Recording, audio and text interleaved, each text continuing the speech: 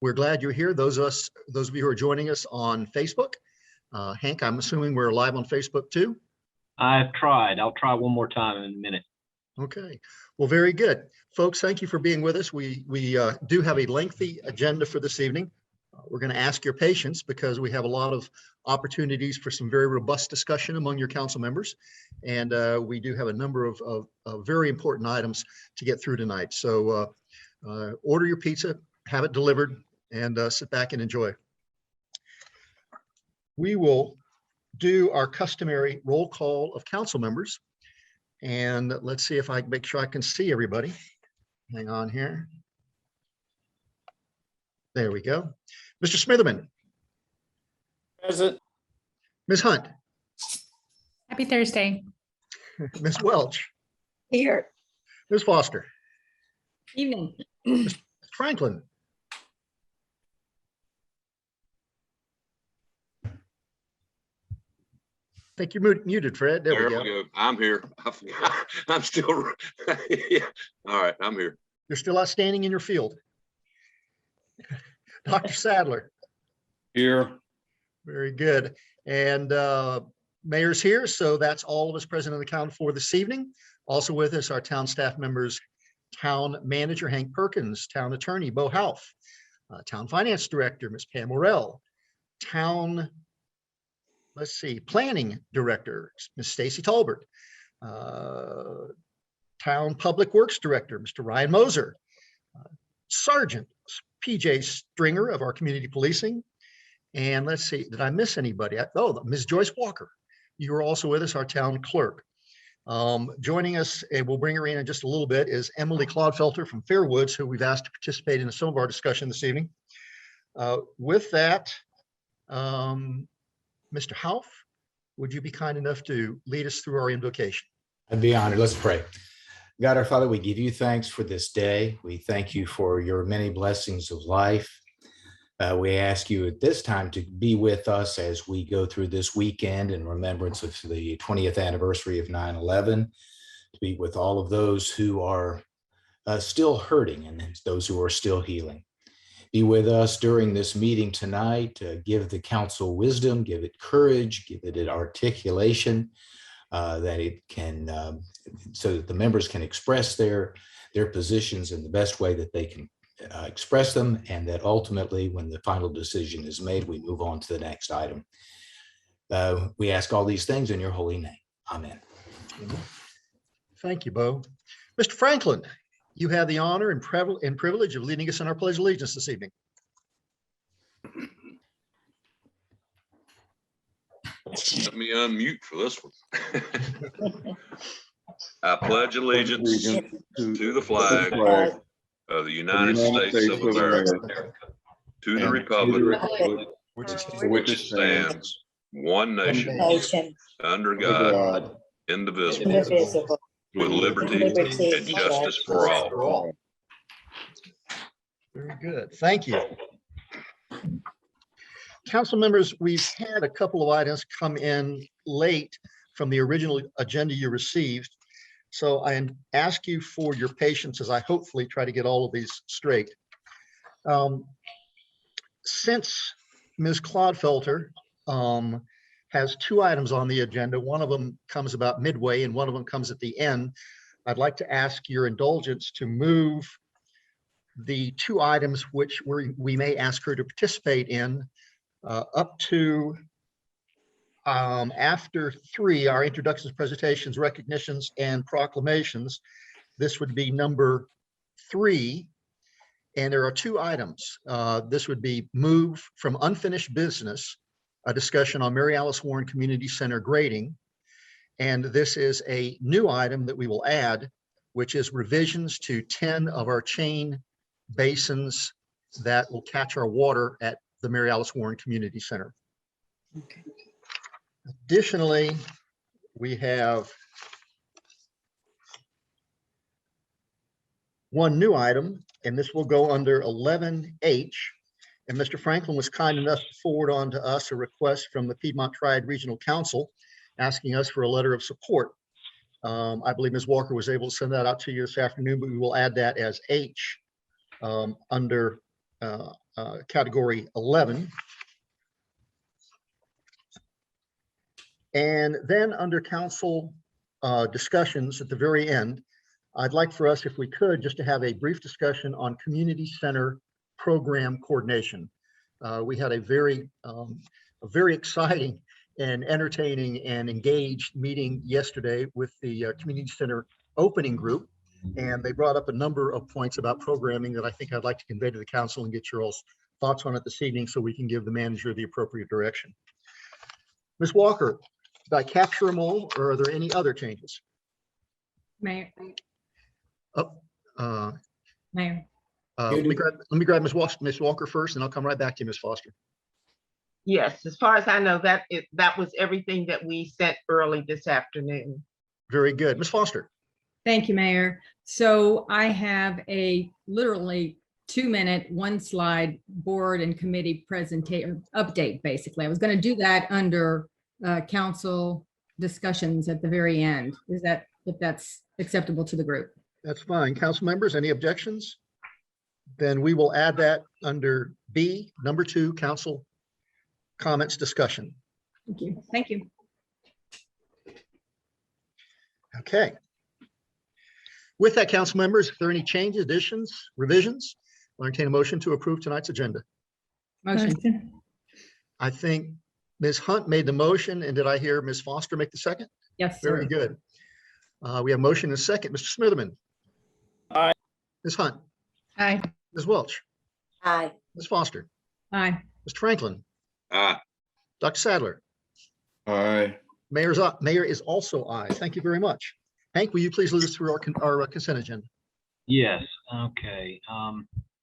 Consent agenda has 3 items on it this evening. First is resolution 2021060, acceptance and approval of monthly financials for the 1 month ending July 31st, 2021. Approval of town council briefing minutes from August 5th, 2021. And lastly, approval of town council meeting minutes from August 12th, 2021. Council members, any questions about the consent agenda? Very good. We'll entertain a motion. Actually, I need to ask my traditional question. Ms. Orell, are there any surprises in our financials? No, everything is just fine. Very good. With that, we'll entertain a motion to accept and approve the consent agenda. Mr. Smitherman makes the motion. Second. Ms. Welch makes the second. Any additional discussion? Mr. Smitherman, Aye. Ms. Hunt, Aye. Ms. Welch, Aye. Ms. Foster, Aye. Mr. Franklin, Aye. Dr. Sadler. Aye. Mayor's aye. That is unanimous. Thank you very much. PJ, welcome, Sergeant. You have our first presentation this evening. How you doing? Can everybody hear me okay? Okay. Yes, sir. So your stats for this month, 672 compared to 601 last year. So we're starting to see those roll around. 346 for our security checks, 47 traffic violations, and 19 alarms. Priority response still right around 6 minutes compared to last year at 601, 298, 45, 19, and 6. So no real some significant events around the town itself. As you know, the incident at Mount Tabor High School, a couple of our deputies were over there and played a key role in that as well. So again, I want to thank them, Deputy Southard and Deputy Goins, for their response. And those guys had a hard job along with everybody in the community and the rest of the sheriff's office. So we really appreciate them. And I really appreciate the support of the town staff and the council and the citizens. We have a great community, and we really get a lot of feedback, a lot of positive feedback from the citizens. And we want you to know, as the sheriff's office, that we really appreciate your support and your continued support, and look forward to working with each and every one of you in the future. So that's all I really have for this evening. Any questions for Sergeant Stringer? Mr. Franklin? Yeah, I got a couple. Sergeant Stringer, Yes, did I sir. point you in the right direction on the donkey? Well, I have not been able to locate the donkey's owner yet. However, there was a donkey event running around Louisville, and this thing had to be tranquilized and tried to bite Deputy Goins. And if you remember, Deputy Goins was actually the one that got attacked by the squirrel. Squirrel. I don't know what it is about Louisville wildlife, but apparently this donkey tried to gnaw his the window shade off of his patrol car. So when he tries to tell me this stuff at like 6 o'clock in the morning, and I tell him, I said, Ethan, it's just way too early. You're gonna have to call me back this afternoon. I can't even comprehend what you're telling me. So eventful week in the big town of Louisville. So. And one last question. I saw in the blotter of the Clemens Courier that we've had a few break-ins on Franklin Road. That's correct. Got any leads on that? Yeah, kind of stuff? that's an ongoing investigation that gets turned over to ISD. Okay. And I can tell you that those folks, if you have serial numbers, and let me just stop because that brings up a good point. If you have equipment that you're going to keep, try to take a picture of it, write down your serial numbers, put those in a secured location, because if we can get that stuff, we can enter it into what we call NCIC, and that is a national database. So when we find a truck or something that's hauling a bunch of maybe pressure washers or air compressors, and we start running those serial numbers, if that's actually linked to somebody, we can make charge, and the chances of you getting your stuff back go up tremendously, as well as the pawn shops are required to record that stuff, and it's information's given to law enforcement. So there's databases that we can check that routinely. So that is an ongoing investigation. So I'd prefer not to comment a great deal on it. So because it is an active investigation.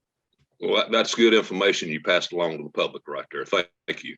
Yes, sir. We'll type that up and put it in the newsletter for next month. Kind of some stuff, what they might want to put in, pictures and serial numbers, and even owner applied numbers or marks. We can actually use that. So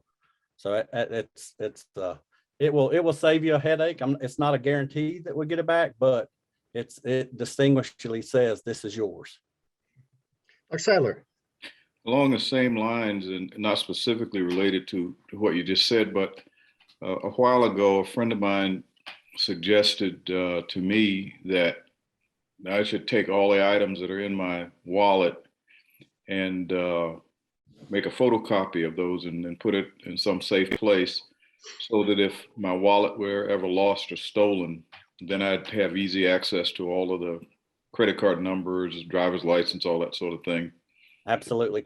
Credit card companies are very good to work with. If you report that stuff stolen, they have, my experience, they've been really easy to work with to try to get your account straightened out.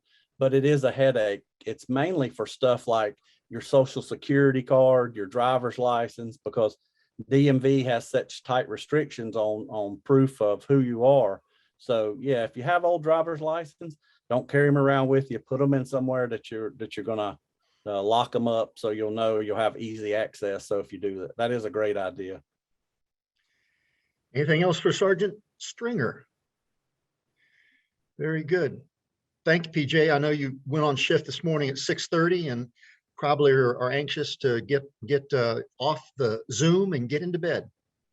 We'll just say that is a yes. That is a yes. Very good. Your wife is recovering, continues to recover well? My wife is doing very well. Surgery last Tuesday on her back. So it's been a rough 8 weeks. She was probably 95% bedridden. So she's able to walk and wash dishes and clothes. So that my life is turning around. Very good. I know she said that she's able to do that, not that you didn't learn how to do that. Hey, I have the softest hands in Jonesville now after 8 weeks. So thank you, PJ. Y'all have a good night. You too. Hank, I think you're tag teaming with Susan, if Susan's on with us, on the Louisville beautification project at the community center. Yes, let me get her. I thought that was a different thing, but it does say LBC.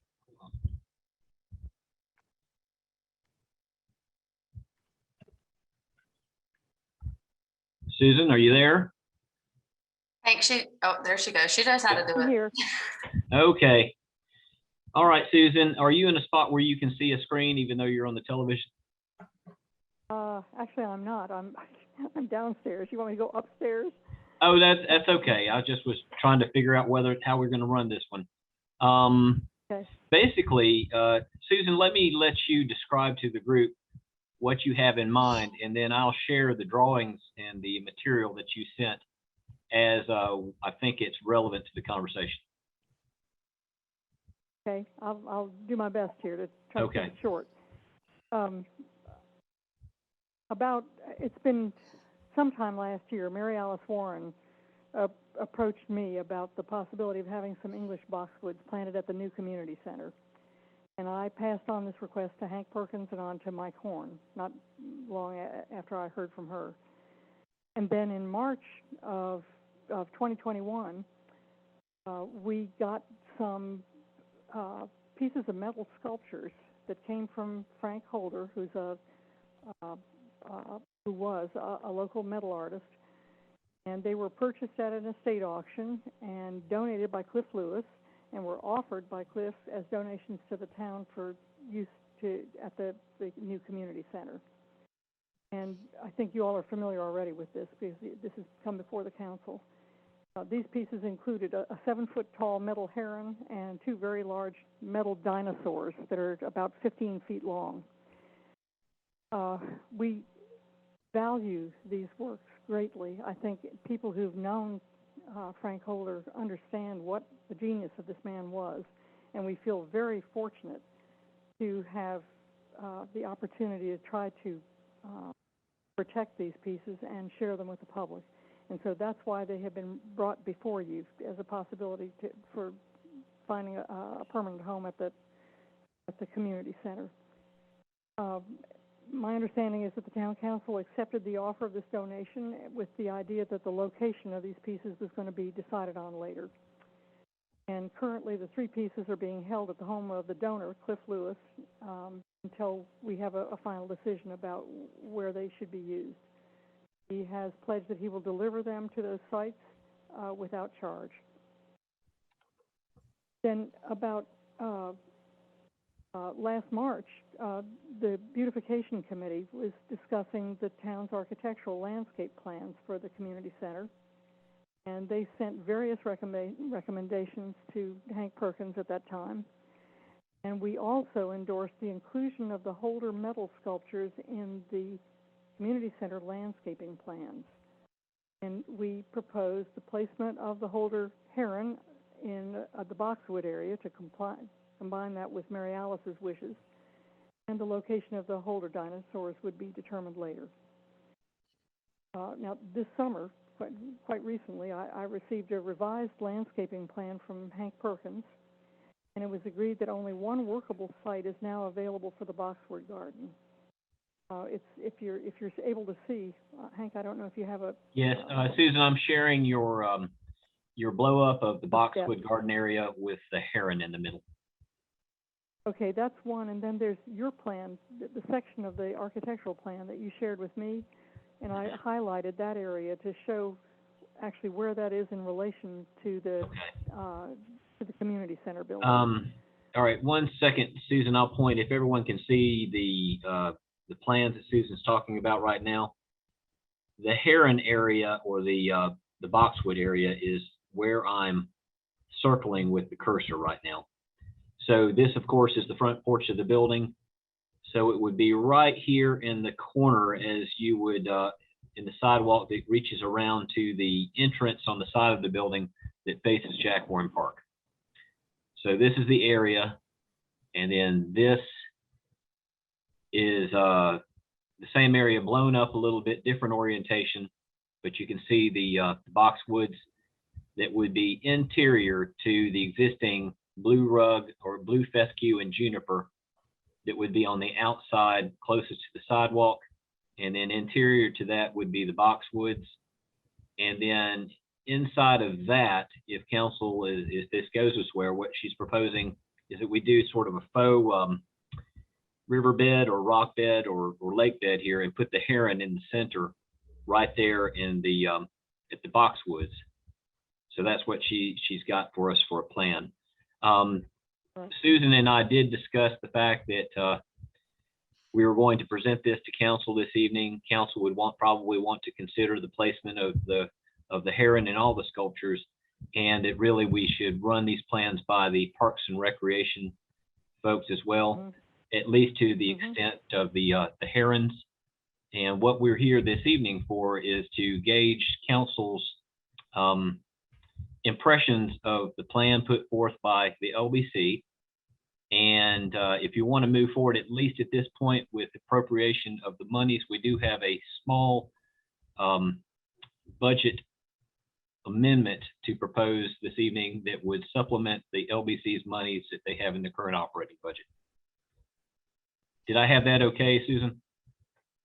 Yeah, the only other thing that I think I could add to that is that if you decide at any time that you'd like to have some color along the front of that plan, where you see the figure of the heron, the LBC can come in. I think volunteers from the committee can come in, and we can purchase some low-growing, colorful perennials that could be planted along that front curve outside where the faux pond is planned, to try to make it more attractive.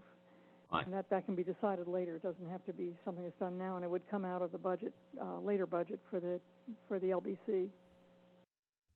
The only other thing that Susan and I did discuss that hasn't been brought up this evening is the fact that the sculptures are not to be considered a playground area for kids. And I think we are achieving that, surrounding it with shrubs and that thing to sort of indicate this is not something to play with. We are also going to investigate doing something that is not in the budget for the heron. Again, we're wanting to go take this to Parks and Rec first and then come back with a recommendation. But we're trying to look at it at staff level with the appropriateness of some sort of minimal fencing around it, and maybe a sign that says that stay off. So to indicate that it is not something to be played on. This is certainly not something that is going to be safe for kids to climb on. Pam, I know that you prepared a budget ordinance. Would you like to discuss that with the council? Yeah, we're putting forth a budget amendment for $2,000. This will cover the purchase of the 7 boxwoods and the planting, as well as the pebbles for the dry pond and the mulch. And there's also some cushion in there for any price increases or any other costs that might come along related to the project. Hank, what is the time frame on this, please? Well, we wanted to get the money in the budget right now for it because we're reaching into the prime time for plantings. Yeah. So we wanted to be able to have the money available, assuming that the Parks and Recreation Committee is good with it, at least on the boxwoods, to move forward with getting the boxwoods in the ground. And then since the sculptures are something that's not going to end up being a time sensitive, we'd like to be able to come back to council next month with a recommendation that comes from the LBC and the Parks and Recreation Advisory Committee on how they feel about at least the heron, and they can start discussing the dinosaur as well. Right. Ms. Hunt. Hank, can you show that rendering of where it shows the circle, where it was kind of that highlighted area, and just remind me, when you're entering into that circle, will there be directional arrows as to which way to go, like to go to the right or to the left? Hold on, let me get to the right. On this one? Yes. So if you're entering in the circle there to the right and where the handicap parking is, that will be the way that people circle, right? So they will come in and then they'll take that. They won't go to the left of that circle. They're going to go to the right. Yeah, this has been in discussion as far as the direction of travel on this. I think the prevailing level or realm of thought on this one is we try to make this one way in the direction of counterclockwise. Okay. So it would be coming, I guess, from the park area and circling. So you would approach the heron area on that side of the building first, if I'm answering your question correctly. Yes, sir. That was precisely my question. Thank you. Okay. Council members? What's the size of the heron? I don't recall if we were told. Susan, do you have a 7 sense for that? Yeah, 7 feet tall. This is a substantial heron. We were going to try to have a picture of it this evening and just didn't get that worked out in case anybody wanted to see it or have their memory refreshed on it. And again, I don't think we're talking about the heron this evening. We're going to come back and have some discussion with council after after the Parks and Rec group has had some chance to weigh in on it. Council members? Ms. Hunt? Mayor, I just have a quick comment while Susan's on the line. Thank you to your committee for all that you guys are doing and your gift of planning and understanding. So we appreciate that. Or I do, from me. Anything else, council members? One quick question, Hank. Yes, sir. I want to be sure if we are looking at potentially now a first weekend in November for our open house, I want to be sure we don't linger for 2 or 3 months making the decisions on placement of the dinosaur and placement of the heron. I certainly want to have those in place by the time we have our opening. Right. Yeah. Like I said, the plan is to come back next month. Great. Very good. Council members, I guess we'll entertain a motion to accept the recommendation from the Louisville Beautification Committee. Mr. Smitherman. Is this the ordinance approval? Yes, sir. Okay. I guess it's Okay. a combination, except the recommendation from the LBC along with the approval for the $2,000. For the record, that will be ordinance 2021-055. Thank you, Ms. Walker. Mr. Smithman, I think you made the motion, Second. and Ms. Foster makes a second. Any additional discussion? I do. I got a Yes, sir. quick question. So the $2,000 is above and beyond the budgeted landscaping that we had in the big project, but it's specifically for these boxwoods and so forth, right? That's correct. Okay, I just wanted to clarify that. Thank you. Yes, ma'am. Mayor, what I hear in terms of an interest to have some kind of minimal fencing and signage that says caution or stay off or et cetera. I really appreciate that. And I leave it to the staff to make that determination along with Parks and Rec. I don't know the sweet spot between inviting people to experience art and what Mr. Holder might have had in mind, but I just hope that balance is considered when the final recommendation comes in about fencing and signage. That's all. Thank you. Council members, any additional discussion? If not, we'll call the question. Mr. Smitherman. Aye. Ms. Hunt. Aye. Ms. Welch. Aye. Ms. Foster. Aye. Dr. Sadler. Aye. Mr. Franklin. Uh, Mayor's aye. That's unanimous. Thank you very much. Thank you, Susan, for all your work. Thank you all very much for this. I think it's going to be very rewarding. We're going to do our best to make it look right. Thank you. Best to Murray. Yeah, thank you. Very good. Council members, as you remember at our briefing, we began a discussion about a grading issue or a slope issue at the backside of the community center where we come off the porch. I think at that time we wanted to have some additional discussion. I think we also wanted to have, Mr. Franklin, I'm sorry. I think we got a couple proclamations before we get there, Mayor. No, we moved this. Or did you move it all the way up in front of that? I'm sorry. Yeah, I moved all that stuff up in front of that. I Yeah. wrote it down below on my agenda. I apologize. That's okay. Since I think Hank and Ryan have been out with somebody who has some expertise in safety, council members, I think all of you have had a chance to get out and take a look for yourselves so you can make some determinations.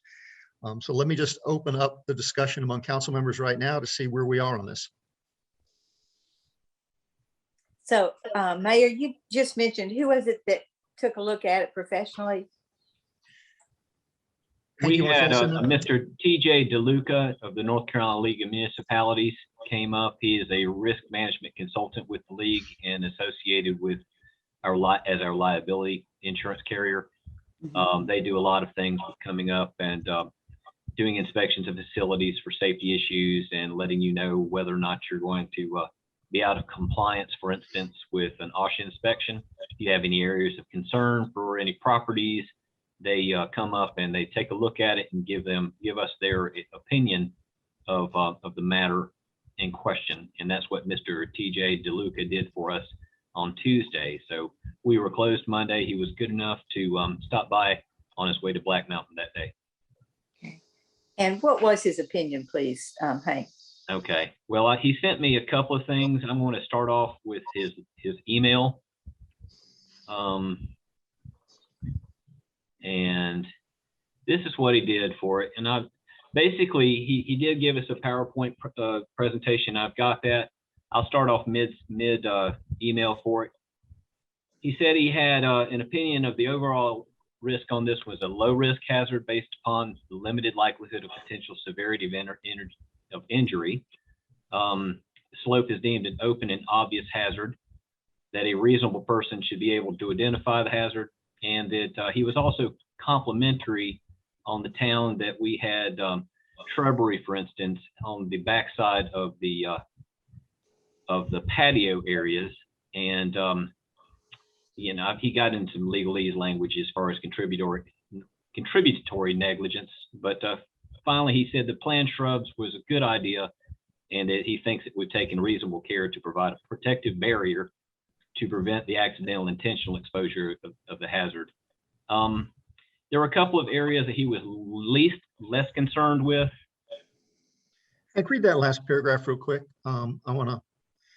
Sure. Oh, he was talking about the maintenance as far as the slope of it, and he said that since we didn't have staff out there mowing the yard or mowing the bank, he was not particularly concerned with workers' compensation for the town, since we had that under contract with a contractor for doing the mowing. Thank you. Okay. This area here on the corner, of all the areas that he saw, he was most concerned with this one. You can see in there that we've got a sidewalk in at this point. And this grading, as it looks right now, looks a little less steep than it actually is when you go out there. I don't know, I guess this might be like finished grading after it's taken care of. But there is a presence of a sidewalk, and then a short distance before you get to the sloping. Again, he felt like on this one, if we were to install some shrubbery in this corner between the sidewalk and the top of the bank, that would be a generous plenty for adding some protection. His general feel for the project is that maybe I should just do this, change this a little bit so you can see it.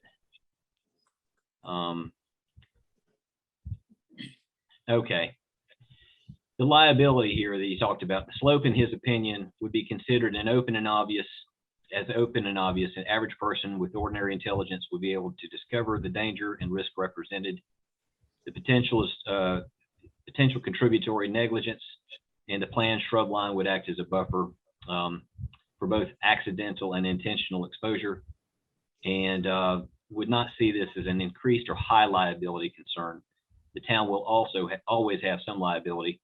Where he was talking about this is the fact that as long as there is a slope of any kind of degree, it's always going to be a hazard. The only way you're not going to be a hazard is if you're going to flatten it out perfectly. But he doesn't mean to think that just because it's a hazard, it's an unreasonable hazard or a very dangerous hazard.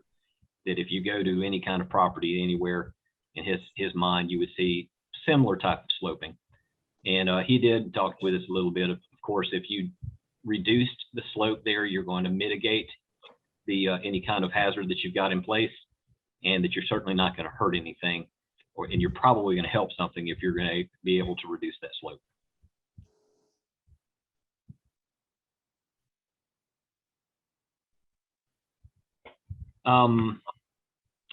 Let's see, lastly, he was not as concerned about the edge of the sloping around near the fire department access to the back, mainly because there is no reason that anybody should be over there to begin with. They look primarily at areas in which people are going to be congregating, and whether or not you have any type of barrier, as he said, could be represented by shrub beds, fencing, or whatever. And he felt like the areas that we had where people congregate on the backside of the building had those appropriate measures in place. And that's basically it for what he said.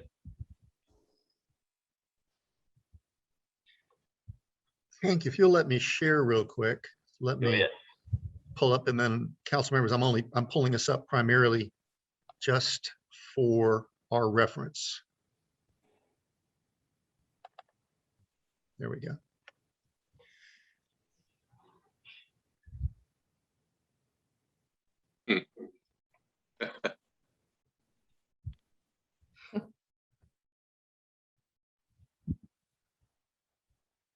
Council, thoughts? We've all been out there. Based on what I've heard in terms of the recommendation of the person who is a risk manager, and based on the costs associated with mitigating minimal risk, I wouldn't be in favor of doing anything there. Now I'm looking at, was this the architect's rendering you're showing us, Mike? Yes, ma'am. Okay, so it certainly doesn't look like that. That picture that you're showing us is quite level. Yeah. It's fun. So I do understand the results of the safety inspection. And I think safety was one thought that got brought up the other night. However, I think that we also have to look at initial intent or of usability with that particular property. And it looks like from this rendering that the intent from the drawings and the architect was to have usable space in that area. So that's my only other concern is usability.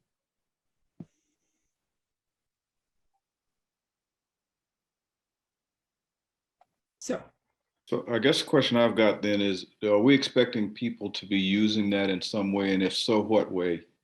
And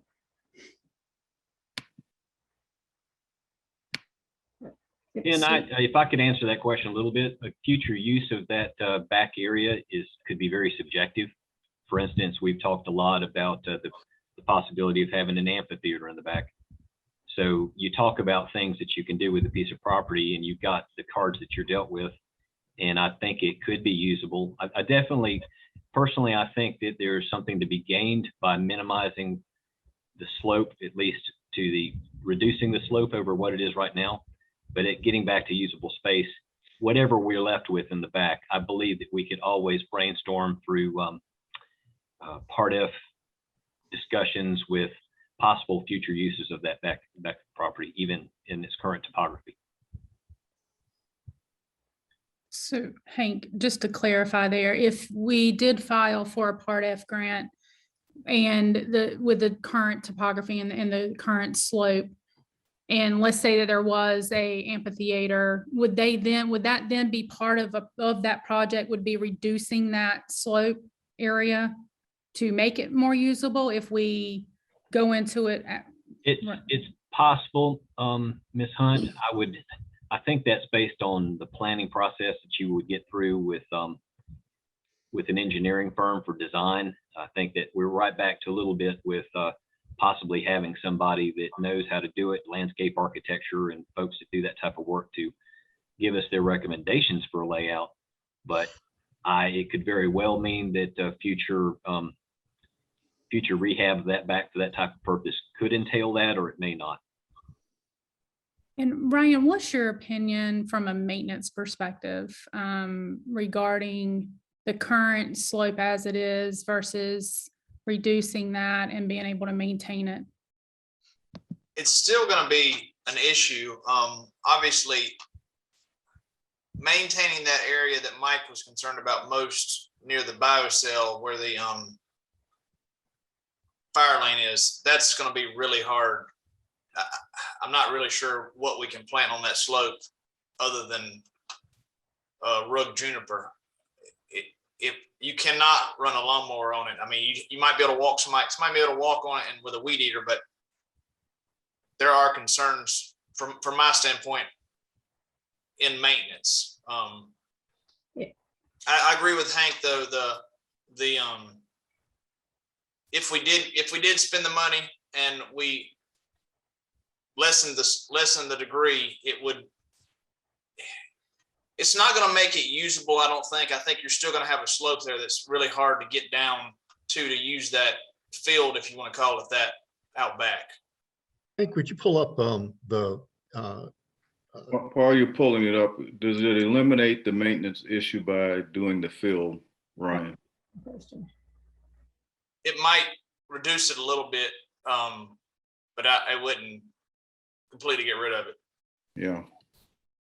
So there is one thing to note is that the slope along the rear of the building is not as extreme as what you're seeing on the two far corners. If you come out basically the main rear entrance where you have the fireplace, I mean, the slope change there, you're looking at 2 to 3 feet. So if the town were looking to make that rear field a usable space, it would be very easy to fill in that area to provide an adequate slope for people to walk very easily on.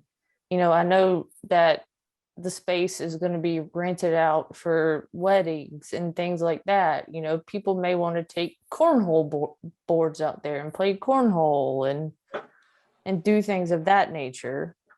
You know, right now it's just going to be, you know, basically a field out there that, you know, over time the town's just going to have to keep bringing someone in to bush hog it, essentially.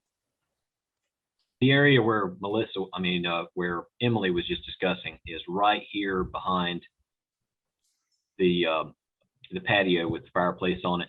She is correct. You could have a set of steps, and I'm not sure about a ramping area, but to get down there for handicapped or accessibility. But this is not a very bad spot right here as far as bridging an area where people could transition from the building down to that field area. Hank, would you pull up the diagram that Emily gave us last week that shows the proposed slope fill? Yes, just a second here. Okay. That's the first slide. Emily, can you see what I've got up? Yes. Okay. So that's one spot. Looks like it's around the side near the biocell. Yes, that is correct. And more of the same, I think. Yes. Yeah. Yes. And that's moving around the back of the building. So the original main concern was the area near the biocell, because that is the area where the slope is the most extreme. So that's where I concentrated taking the photos. And, you know, it wasn't until this week that, you know, the safety compliance person was able to make it out on site. And then I know the concern level kind of changed to be on the other end of the building, since there is a usable sidewalk there. And there's not much landscaping there that's going to be able to prevent anyone that's going to separate you from the slope. Right. Emily, this area too. Now, if we do nothing for this, just to tell everybody, this back edge of this ditch is going to be pushed in to fill the valley. Yeah. Okay. So that's what would happen if we did nothing. Yeah, it essentially gets right back over into that existing slope you're seeing right there.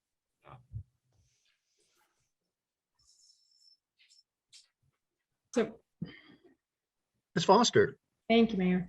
So Emily, I asked a version of this last week. I want to just make sure nothing has changed. So what I understood last week was that in either case, whether we don't do the grading or we do it in some way, shape, or form,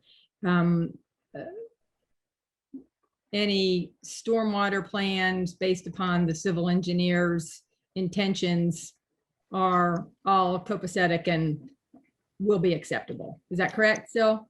Yes, that is Okay. correct. Thank you.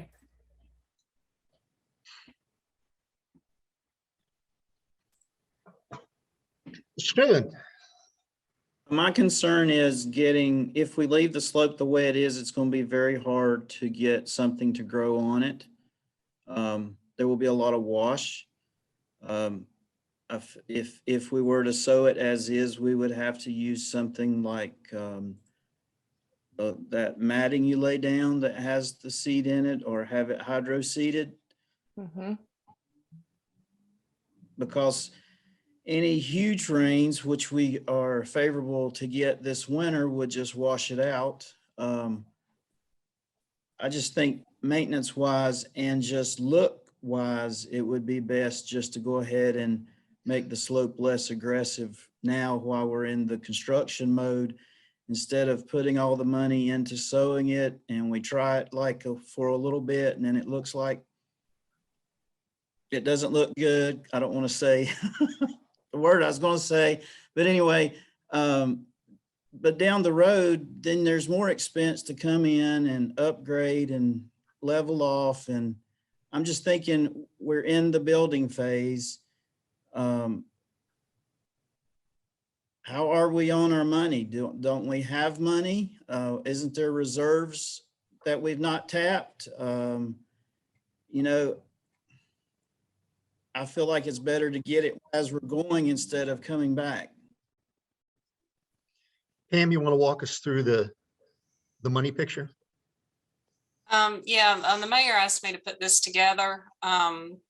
If you look at the very top, you see the original budget that we started with for the community center. And this is the budget that we adopted after we accepted the contract with Fairwood.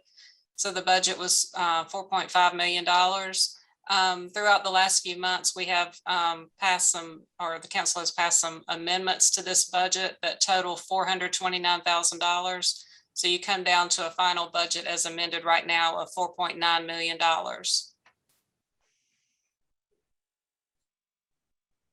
And it should be noted, you do still have money left in the contingency that's built into our contract.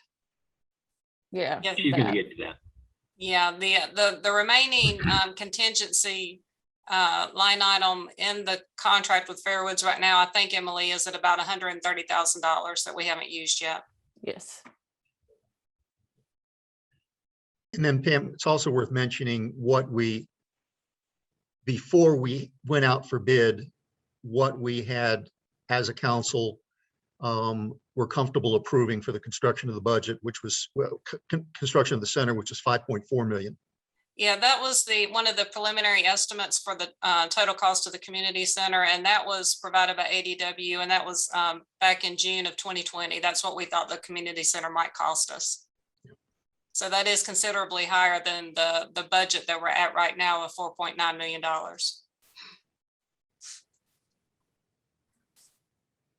Yeah. Ms. Hunt. Emily, this may be a question, and I may have already asked it, but I didn't write it down, so I can't recall.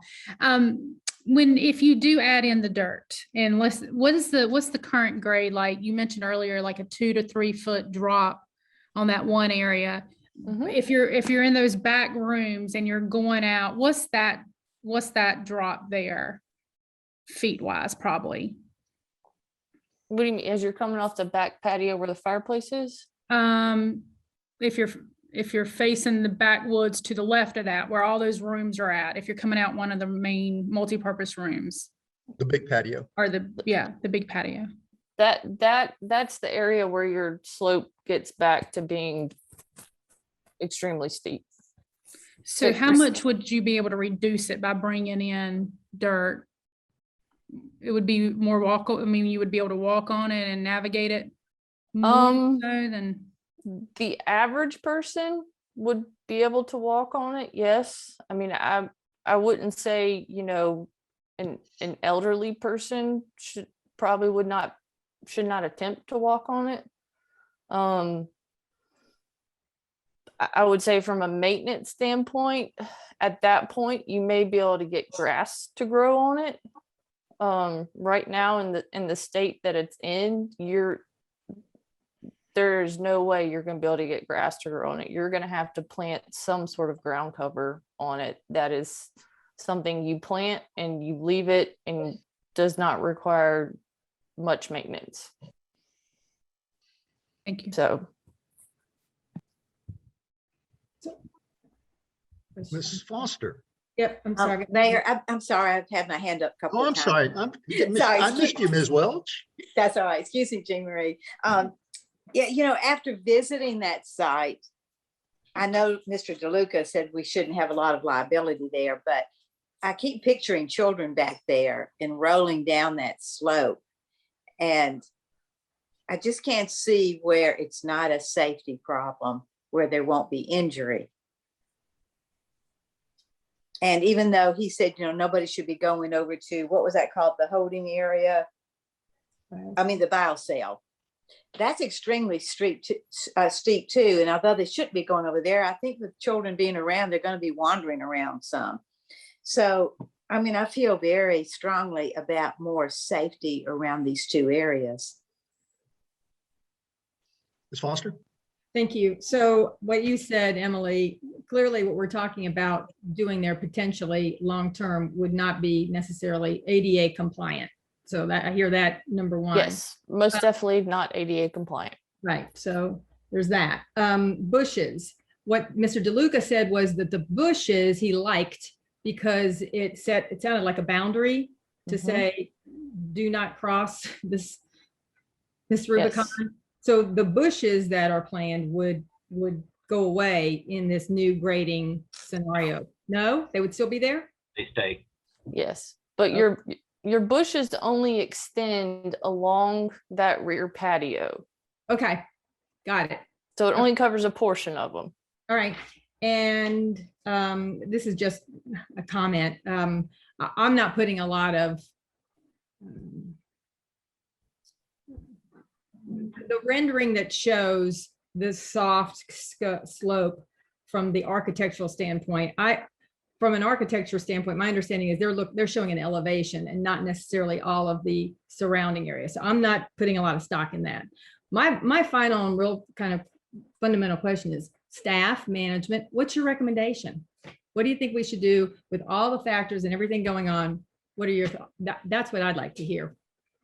I think that along the backside where where we've been concerned off the backside of the rooms themselves, I think that for the most part we do support the fill to some degree, if nothing else, just to mitigate. I know we talked about the idea that you're not going to eliminate risk. You're certainly going to mitigate risk, and you're also going to make that sloping area easy to manage from a maintenance standpoint, as Ryan has talked about, and you've heard from Emily as well. So I don't know that our recommendation is based not on the fact that maybe the risk factor as much as it is the usability of the space for maintaining it and being able to mitigate any kind of potential risk for people that could possibly fall down that thing. Right. If it was my decision, I would put the extra dirt in simply because it's going to be easier to mow. If you don't do it, there's got to be plants planted on that slope, like Emily said, and you're obviously going to want to have something that you don't really have to maintain, and your really only option is a rug juniper, which I don't know. It's just my recommendation would be to fill it, and then we could maintain it hopefully with a lawnmower. Thank you. So Ryan, I just want to clarify something. So if it's left at its current slope and you put the juniper on it, then that means it's really not walkable, usable. Nobody's getting in there. Nobody's doing anything on that part, unless in the future there's a Part F grant that tears it all out and redoes something somewhere. Yeah, except for that spot that Hank and Emily were talking about where you come out of where the fireplace is, I think it's maintainable the way it is. So you might be able to access that back field from that area. And then you could have, if you wanted, didn't fill in, you could have the rest of it with the juniper. But Hank, how about going back, please, to the drawing that showed the blue and the, I'm trying to remember what the other color was. No, sir, it would be the overhead view looking down. All right, I think that was somewhere there. There, oops, come back. There we are. Yeah, I'm just thinking through this. Seems like we have a couple of issues that maybe we can pull them apart a little bit. Yeah, Hank, if you can make, oops, you can make that just a little bigger. All right.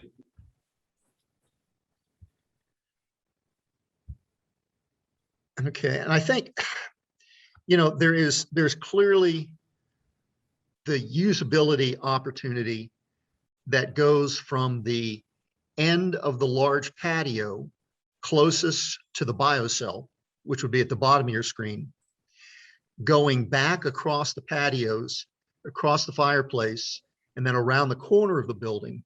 That, to me, I'm kind of looking at that as one component of this, that with some fill and some grading and planting, that can be semi-usable.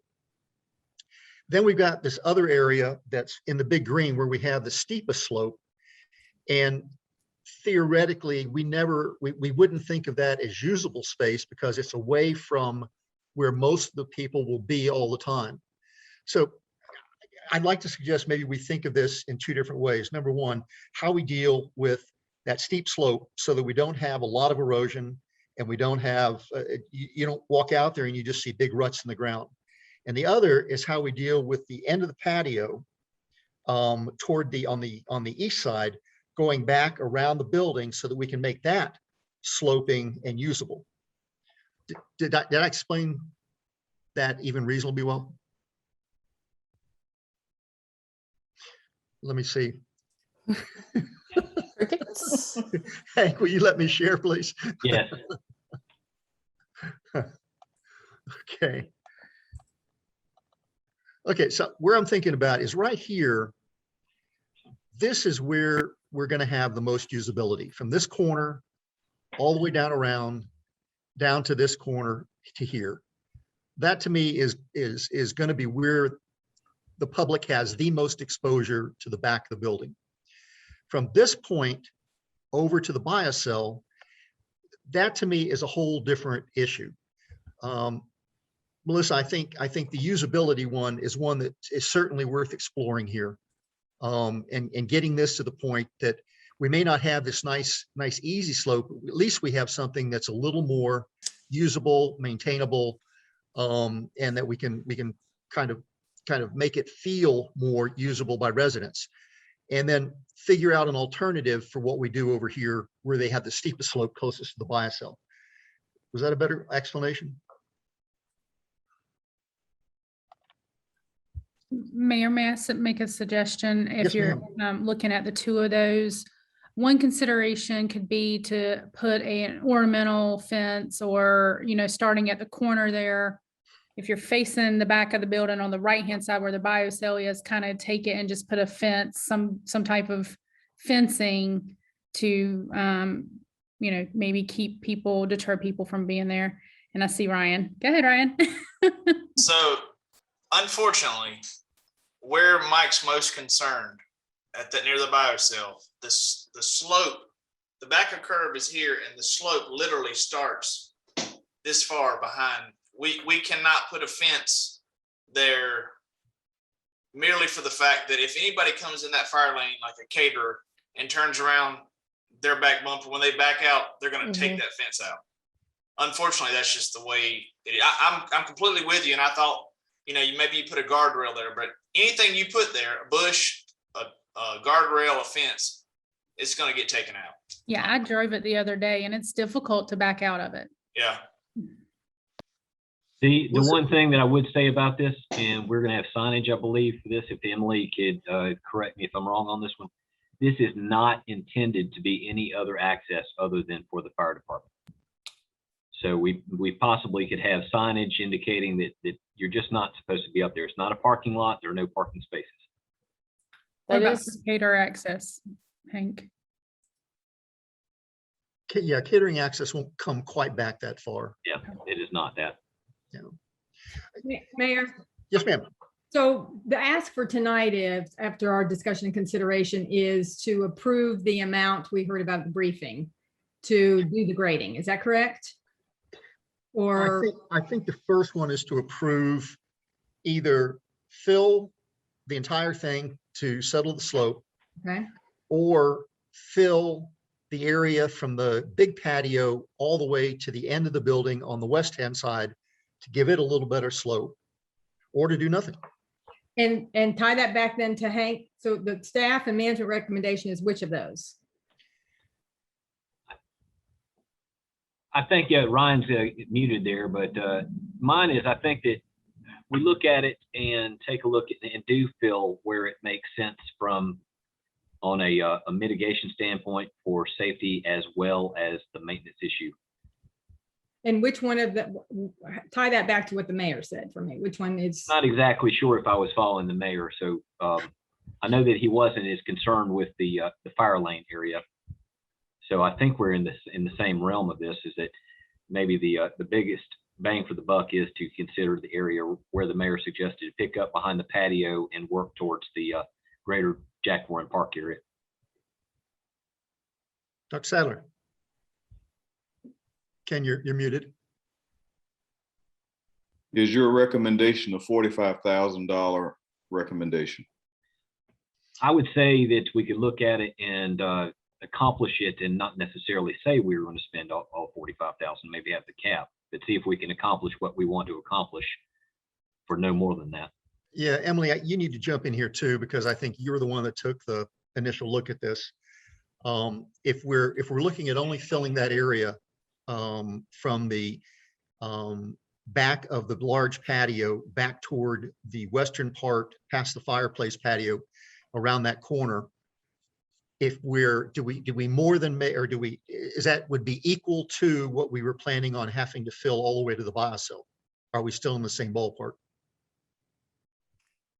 So if you're wanting to go towards, so if you're looking at the back of the building and if you're wanting to go towards more towards the left as well, that part was not really considered in the initial fill as an important factor. So you would still be most likely looking at the same number of truckloads. But as I previously mentioned, we could do this, like Hank said, as the amount we have proposed is the cap. And once we get to, a certain amount of truckloads, we'll say 60, for example, the town could come out, review, you can say, hey, yep, we're happy with this. And then we can stop, and whatever money is left, as far as, this PCR request, we can issue it back to you as a credit.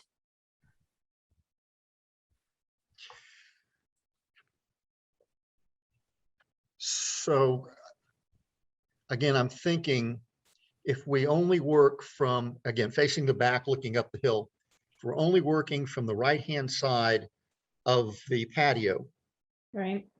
and that's where we kind of start whatever filling we're going to do. Am I in the right area, Mayor, where I'm circling? Let's see, where is the patio? Yeah. right. And fill back around, just keep going up toward the other fireplace and around that corner. Yeah, keep going up, keep going up, keep going up, and then go around the corner and get that all filled. Because I think that area right there was the one where the safety guy said there was an issue. And so we do that. And I mean, we start with what we start with and we see where we are. And we can also switch our primary area of focus, and, instead of it being, we can basically start on both ends of this thing.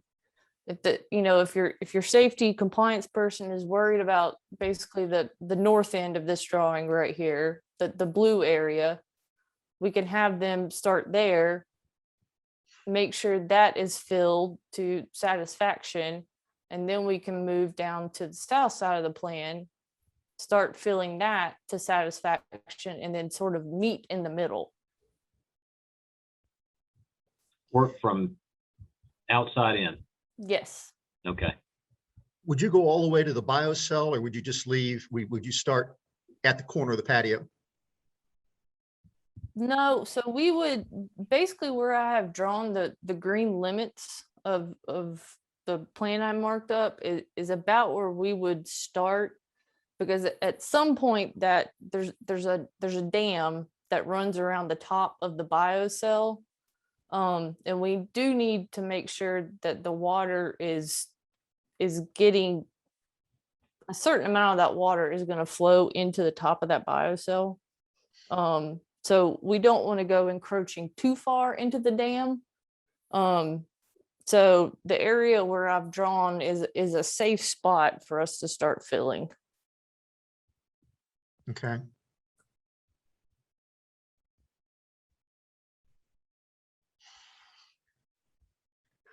My, Councilmembers? I'm my, sorry. yeah. So when we built a pool, you know, we looked at it, and Ed's the swimmer, and he's like, yeah, I need it this long. And the guy said, well, you could do it a little bit longer. He's like, nah, it's a little too much more than I want to pay. Now, when he's out there lapping, he's wishing he had that additional X amount. And so, you know, if originally, as Hank said at the briefing, if there was a discussion or a thought or an intent around that we might need additional grading, and because we were trying to be frugal and appropriate, we said, well, no, maybe tighten the budget. I don't know. I don't recall that. I wasn't necessarily involved, but that doesn't matter. I trust the process. But where we are now is, I think if staff is recommending, if we've got Emily as our subject matter expert, if, as David said, we're at the front end of getting this done and getting it done right. My position is, and let's go forward with what the mayor has suggested. And I'm seeing that Emily and Hank and Ryan are in agreement with. So that's my wrap up position based on what I've heard thus far.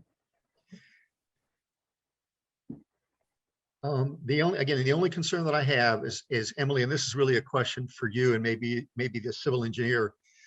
But if you just start at that corner of the patio with fill and move back toward the north, how do you stop the erosion from there as you go toward the biocell? Well, you also have to remember, we are starting landscaping come Monday. So a few things are going to be happening here, you know, as we're doing this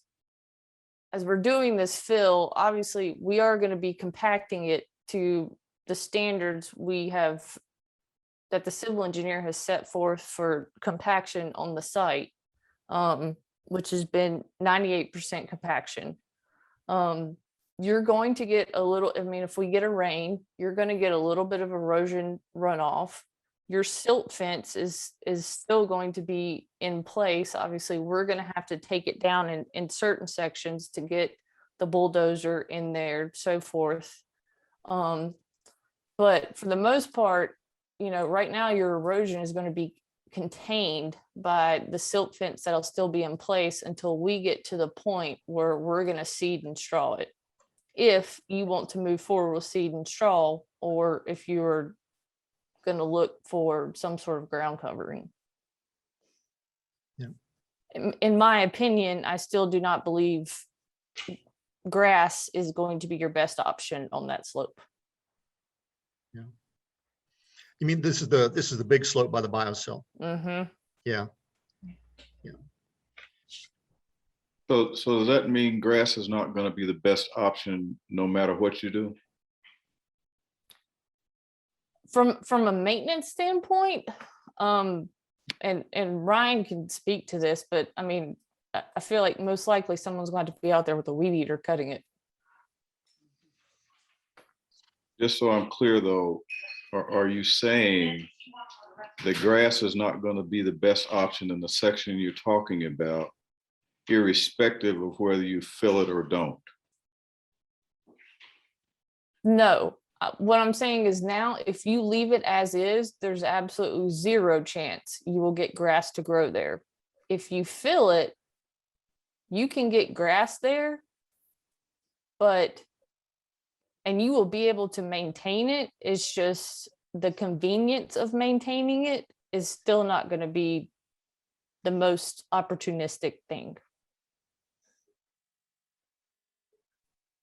So for a simple-minded person like me, what you just said is that in reality, maintenance is going to be an issue in that area. I mean, maintenance will be simplified if you fill it. But the problem of maintenance will not be eliminated by filling it. Is that a fair statement? Correct. Ken, which area are you talking about? The area closest to the biocell? Yeah, I believe that's what Emily's talking about, isn't it? Yes. Okay, that area, but then we got the other area where we're talking about that if we do fill, we will be able to maintain that relatively easy. Correct. Okay. Sure, I understand that. Yeah, I wasn't clear in my mind. Ryan? If we don't do this, there's going to be a cost involved regardless, because you're going to have to plant something like a rug juniper all the way from that biocell all the way around the back, because you're not going to be able to mow it. So there's going to be a cost involved regardless whether we do the dirt or we don't do the dirt and we do plantings. So we just can't leave it as is. right. Yeah, your landscaping costs will be significantly higher if you're looking to plant a ground covering versus grass and seed. So given that, approximately, what's the net effect? In terms of our outlay, if we're gonna be spending something in landscaping costs, if we don't do anything, versus doing something for the, what was it, 40 some odd thousand? Any idea, anyone, of what the net effect in terms of the cost delta is on that? I would think that the cost would be greater on the front end with the landscaping, and then less as you go into the future, and then more spread out if you've got grass on the side. Mm-hmm. Thank you. So if you do the fill, grass is going to be everywhere. Is that what we're talking? Is that what we're saying? Yes. Right. There will not be grass near that biocell. Yeah. There's no way. I would say there's probably, Emily, tell me if I'm wrong, I would say probably 100 feet from close to where the dam is at the biocell, around that curve, is going to have to be some sort of ground cover, and then possibly you could start having fescue. Yeah, basically from the dam to the end of your fire lane is what I would imagine. And then from fire lane on, you could seed.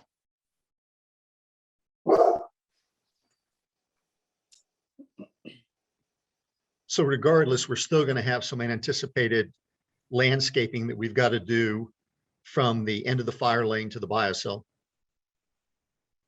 That's correct, and that's not in the landscaping plan. So that's going to be another cost involved. There's nothing that's called for there other than grass, if I'm not mistaken, Emily. Is that correct? That is correct. Yeah. So irrespective of what you do, you're going to have that cost. Yes. All right. Mayor. Yes, ma'am.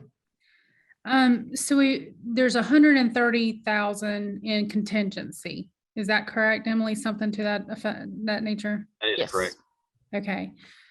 At this point in the project, and this may be a really difficult question, Emily, to answer, how much more do you anticipate that there's going to be changes or additions, or are we pretty much almost wrapping up this project to where we may be getting that 130 back anyways? I mean, at this point, we're pretty much wrapping up. I mean, anything that's coming out of contingency now is, I mean, it's all the things that come at the end of a project as everyone sees the building come together, and they're like, oh, I wish we would have thought about this, or wish we would have thought about, you know, that. And, you know, it's just the little things that get requested to be added towards the end. Okay, and while we're, will handles be on the back of those doors? On those back doors? Nope, you're not getting any handles. Oh. No handles. You're getting handles, yes. Yes, you're getting handles. Melissa didn't trust me when I told her this answer, evidently. Yes, you're Probably getting forgot handles. Yeah. You- Melissa thought we would be propping up the back doors with rocks so people could get in and out when they stepped out of the patio. No, they're coming. You can thank COVID for.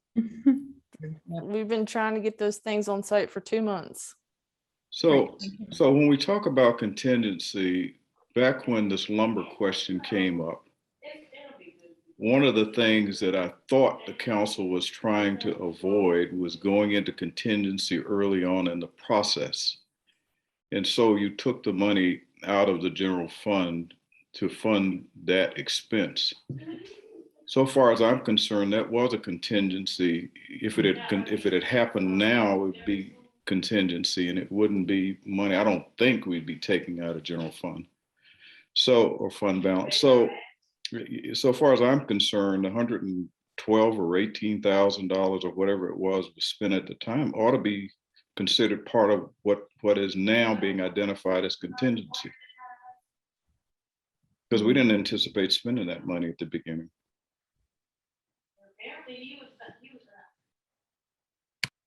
Actually, Ken, I guess if you really want to think about it that way, all 429,000 would be considered contingency, because those were all things that we added as we went through the project. You're absolutely right. And so we would be way over what any anticipated contingency would have been. Yeah, and I guess that's where I just kind of roll back to, we were prepared to spend 5.4 million when the project started, and we are still significantly under that. And well, I don't want to argue about it. We could have spent that then because we had bids that were higher than what we finally accepted. We accepted the low bid that was a competitive bid because that's what we're supposed to do. We're supposed to make the most reasonable judgments, be the best stewards of the money that we can. And so this notion of, well, we're going to spend 5.4 million, but we only spent 4.9 million, so we're ahead $500,000. You wouldn't do that at home. I mean, you wouldn't be given the money. I mean, I think if there was a good reason, I don't think we need to justify it on the basis of contingency. If we really feel like that this is the right thing to do because it's the right thing to do, based on all the discussions that have occurred tonight, then just do it. Mm-hmm. But it's not because we got contingency money left over.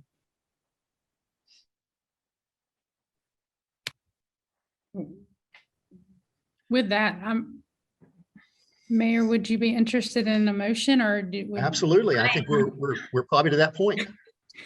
So, and my motion would be to approve filling as depicted on somebody help me with this on how I should phrase it, but it's approve. I would like to move forward with a motion to approve the filling in the back patio area, consistent with our discussion. I'm not sure. Somebody help me out. Recommendations and moving forward with staff and the builder. I mean, simple thing was 100 loads of dirt at $450 a load. That's what I remember in the briefing being discussed. Is that not right? I'll agree with you. I went back and looked at the notes. It was $45,360 for 100 loads of dirt. Right. And that's what my notes showed. What I would suggest, I know we have a motion but no second yet, but what I would suggest though is that we concentrate on the more northern end behind the fireplace and work back toward the biocell, if you will, as we go that way, with that 100 loads of dirt, not necessarily fill in the little biocell, but the stormwater pond or whatever you want to call it, that's on the northwest corner completely with that 100 loads, and bring that up. But where you can walk from the fireplace area and transition very smoothly down to where the underbrushing had taken place, and then work from there and go either direction as best we can with 100 loads of dirt and see where we end up at. But let's start there, which is a minimal slope now. It's the most minimal slope that we have to deal with at all. Fred, while we're still doing this, I think that Emily had a good spot on it. And it went along with what I said, is that if we agree on the cap and the 100 loads and we decide that we've accomplished it with less, then we call it quits there. And I agree with that. And with that, I will second Melissa's motion to go with up to 100 loads of dirt for the cost of $43,360 at this point in time. It's 45,000, Fred. Excuse me. Yeah, I transfixed my numbers there. $45,360. Thank you for the motion.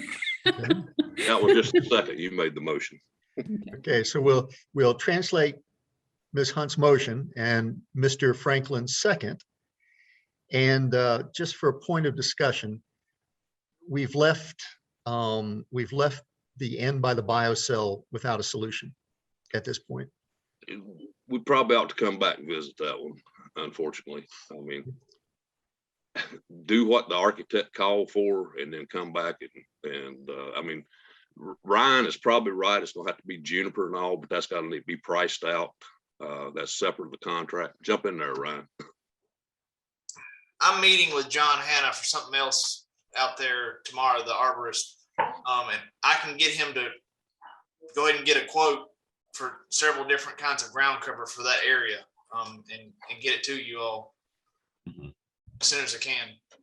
And this may be something we can address at our briefing in October, and move it forward, because I know timing is an issue here of getting plants in the ground in the fall of the year. Ms. Welch? Oops, Jane, you're muted.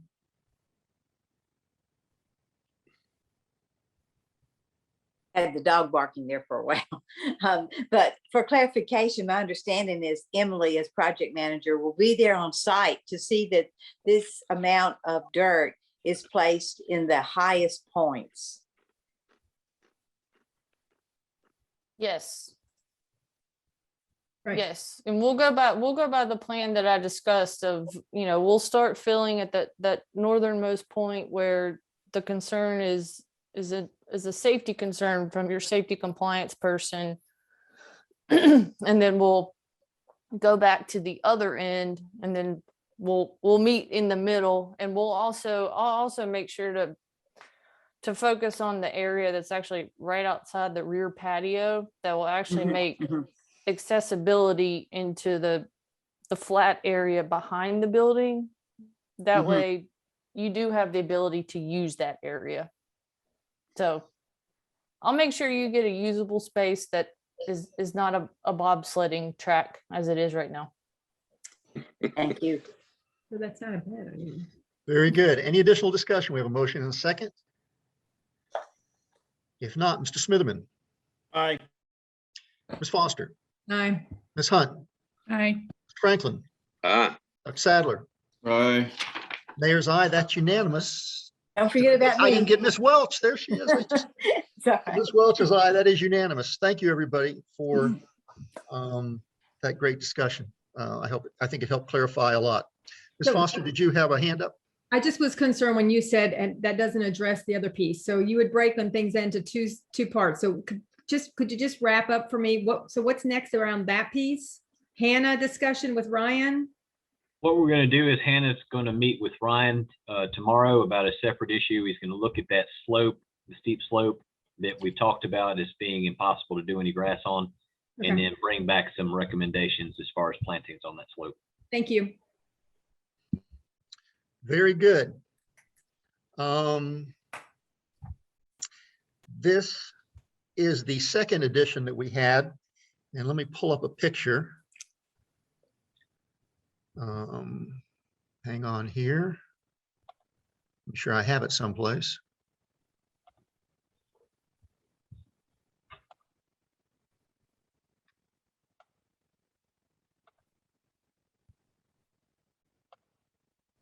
Give me just a second, folks. Okay. 1/2 second.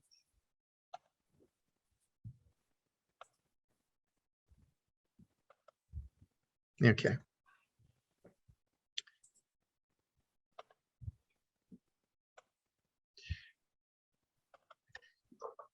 If you guys remember, we had selected this really novel chain idea instead of downspouts.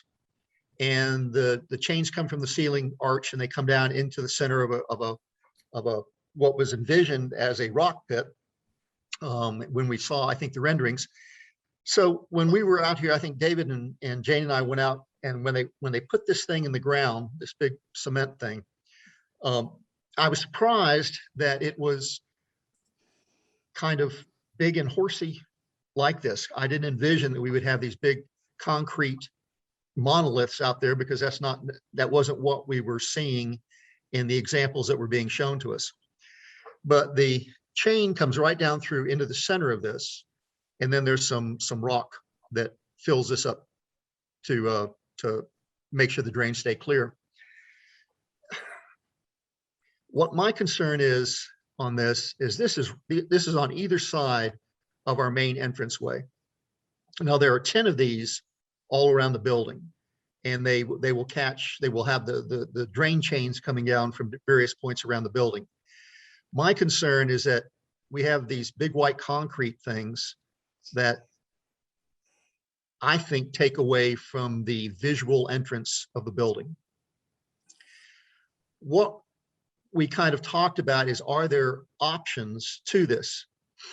And Emily worked up an option that we would go to more of a square catch pin or catch basin, but we would, because it was square, we could put the stone around it. And that way it would look more, it would be more compatible with the rest of the stone in the front. David, Jane, jump in if I'm not kind of laying this out correctly. No, you're right. That's right.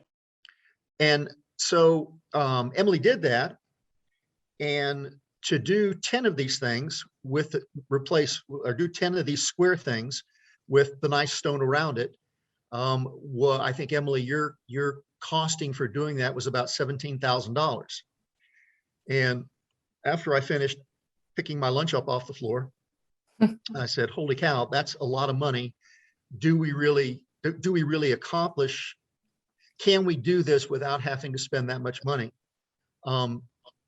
My thought was that we could, instead of doing this treatment, the square treatment at all 10 locations, since most of the other locations are around the back of the building, that we only do that treatment on the one on each side of the entranceway in the front. And that would knock our cost down substantially, obviously. But then when we get to the back of the building, we continue to use these guys, but we choose a color that is either the building color or the trim color or whatever, still do the rock treatment, but try to soften this with the painting of this or the trim color. And that would get our cost down quite a bit. But I guess I kind of want to come back to everybody and say, are we happy with having this kind of look at the entrance to the building? And if we are, that's great. If we aren't, would we be willing to have an option of just doing this one and the one on the other side of the entranceway with the brick or with the stone, and leave the others around the back of the building in the circular, but try to give them a nice paint job? Mm-hmm. Mayor Horn, if I might. Yes, ma'am. It may be a question also for Emily. Now, in being there in person and seeing that, it truly was an eyesore, as it's right as you would be entering this facility. One question I had is there a reason that this basin cannot be more flush with the ground? So it is, it's currently sitting above the ground, the height that the architect called for. So that is how, it's basically so as the rain falls down through the chain, if water were to build up in it, it gives it a little bit of an overflow. It should also be noted that the basins that you're currently seeing there, they were originally supposed to be 1 foot wider in diameter. We made the decision to shrink them down by 1 foot. Okay. Just the proportions of putting a 4 foot wide one out there, it would have stuck out like a sore thumb. Which it does already, you know, with this size and being round. I think the mayor's suggestion with making it square and then it would go along with the columns, I think would enhance the attractability tremendously. Yeah, and we would use the same stone veneer and the same limestone caps that you're getting at the columns there. And unfortunately, the reason why the price is so high on the stone itself is your stone veneer out there is a custom color stone veneer. So, and you're running into an economy of a scale issue in the stone guys, you know, just fabricating so little stone for this, it is kind of driving up the price a lot. I know you mentioned only doing the 2 at the front entrance. If you're going to reduce it down, I would also recommend possibly doing the 2 at the rear entrance as well, where you have the rear fireplace, and maybe leaving the 6 that are along the rear patio as the round, because you have a substantial amount of shrubs that get planted along the rear patio. So those will somewhat get concealed.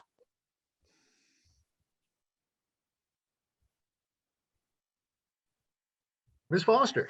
We have a rendering of the architect's original intent for this. And I think someone said what was built was different than what the architect drew. We had a picture of what they proposed. I don't know, Hank, if you can locate that. Yeah, I probably would take too long to do that. So, but that was approved, basically. I'm just trying to walk through the understanding here. And so the disconnect was when it was seen in real time, or somehow, Emily, you all made a determination to make it smaller anyway, because it was felt to be too much. Yeah, the proportions of the size of your piers. So for example, the piers at the front entrance, they're 3'4" wide. The original diameter of the basin's called to be 4 foot. So, and then the columns at the rear patio, I believe, are only like 2'4" wide. So if you put a 4 foot diameter, you know, round basin out there, it would not have looked well. Emily, a quick question. The pipe wall of that is quite thick. Was that also spec'd that way as well? Yep, supposed to be 6 inches thick. Okay. And then is there been any discussion as far as getting the elevation of the top of the pipe lower? There has not been. We can ask the question. Yeah, I mean, I think it's worth asking the question to see if we run into, if we're creating any problems, if we try to reduce the profile, at least on the back side of the building as well. Okay. Ask the question of whom, Hank? Yeah, the civil engineer or whoever called for these pipes to be projecting this far above the surface of the ground. Franklin. The white round basin that we were looking at in the picture, how deep does that go in the ground? Till it hits a pipe to drain to the retention pond? Emily? I'm looking. Okay. Randy Christensen was talking about the boxes on the backside with me when we went over there today. And I believe the way he described it is the pipe would be flush with the ground. Mm-hmm.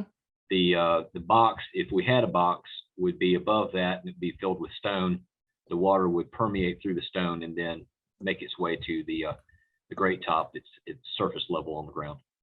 Okay, so basically the way this is designed is that the round structure that's there does not extend on down into the earth. No, it actually does. But the pipe comes up to it at about the earth level.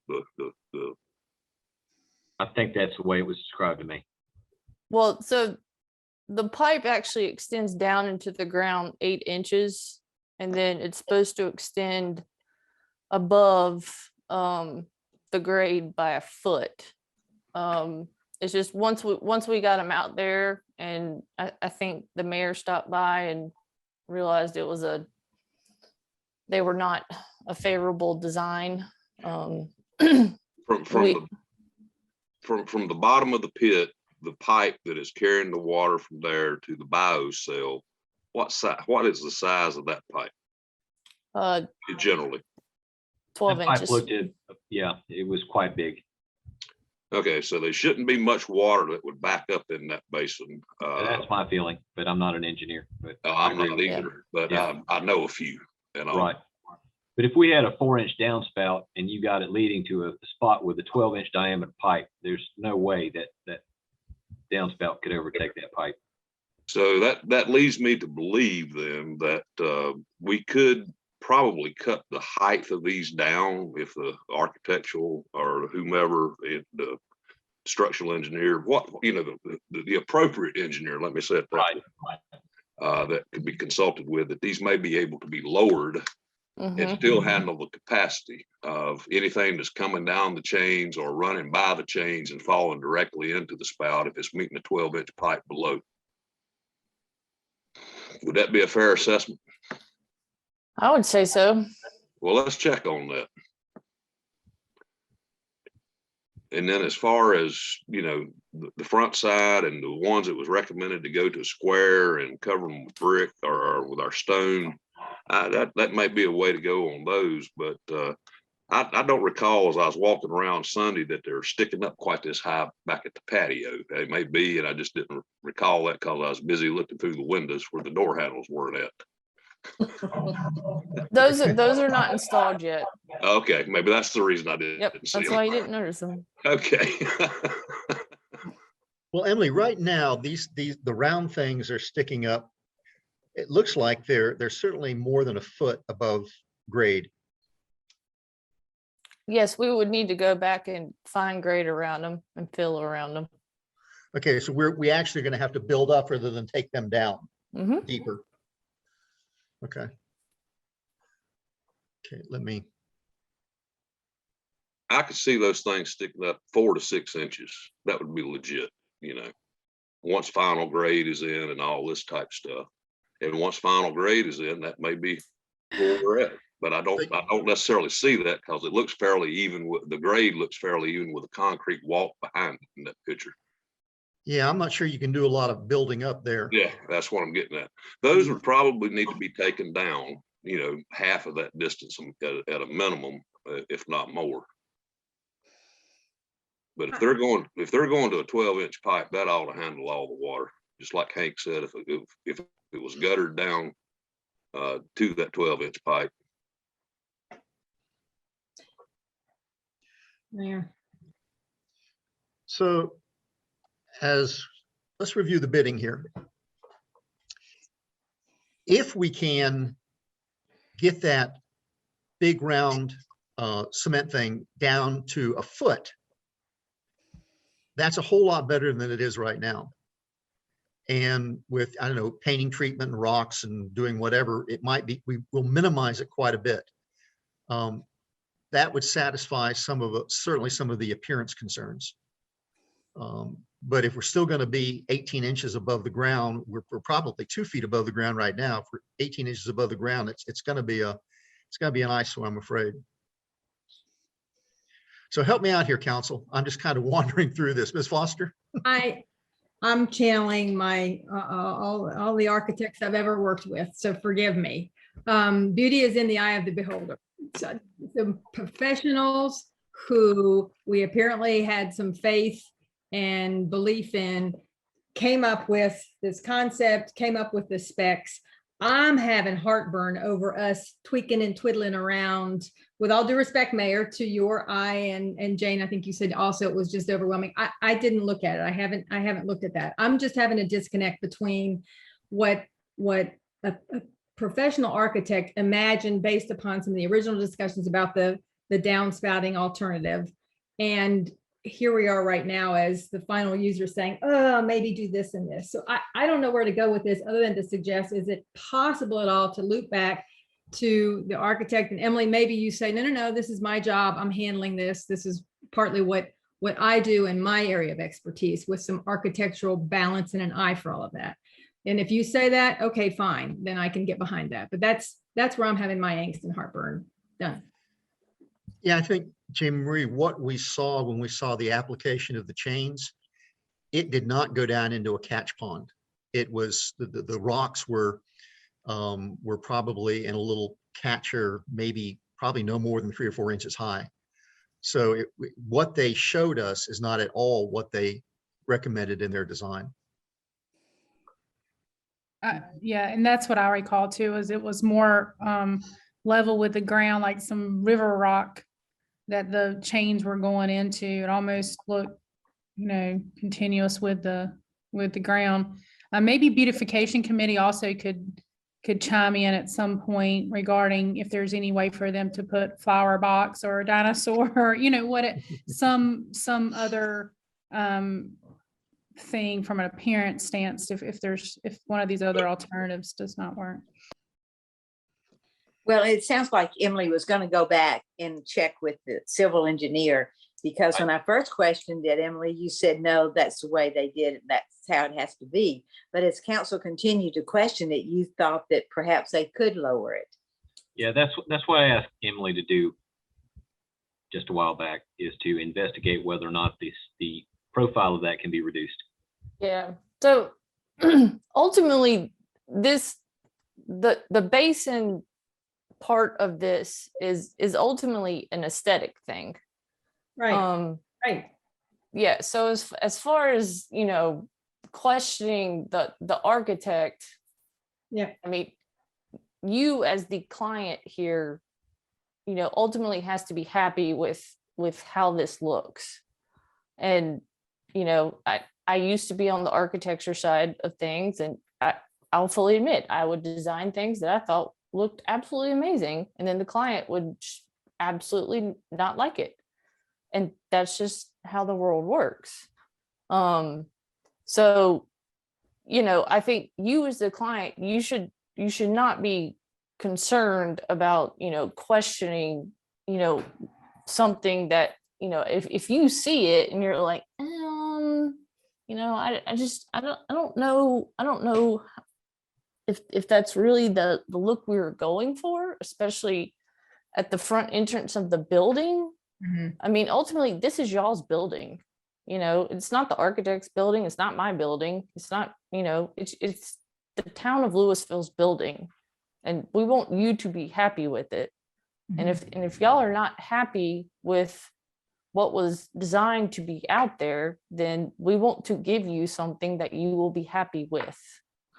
And thank you for addressing that concern of mine. I appreciate that. I guess the only thing that I would say, having worked with, I get it. It's not done. It's like peeking at a cake in the middle. We don't have all the sense of balance of everything set, et cetera. So I just want to make sure we're making the aesthetic assessments based upon the imagining of everything when it's completely done. That's all. I understand. Okay. Smitherman. Mike, I suggest we get prices on replacing the two in the front and the two on the back, and then doing the rest in the round, and then putting them in the ground as far as we can to minimize their vision. The ones in the front and the ones in the back that'll be square, if they're down in the ground further, then that's going to be less rock to cover them facially. So that should reduce how much we pay. Mr. Franklin. Yeah, this is for Emily. I noticed that when the stone was delivered, there were multiple boxes of stone set around the building, and that some of the chimney work has not been completed yet. What is your feeling as far as any leftover stone that was in those original boxes? Just like we had some leftover lumber that Ryan came to us about selling because we didn't have any place to store it. Is there going to be leftover stone that is this special color and so forth? To be honest, about 3 weeks ago, the stone people realized that they were actually short on materials and they had to produce some more, which is, I wish I would have known about this then, and we could have had them produce some additional veneer. I am not quite sure yet what the surplus amount of stone, if any, there will be. I'm sure there will be some.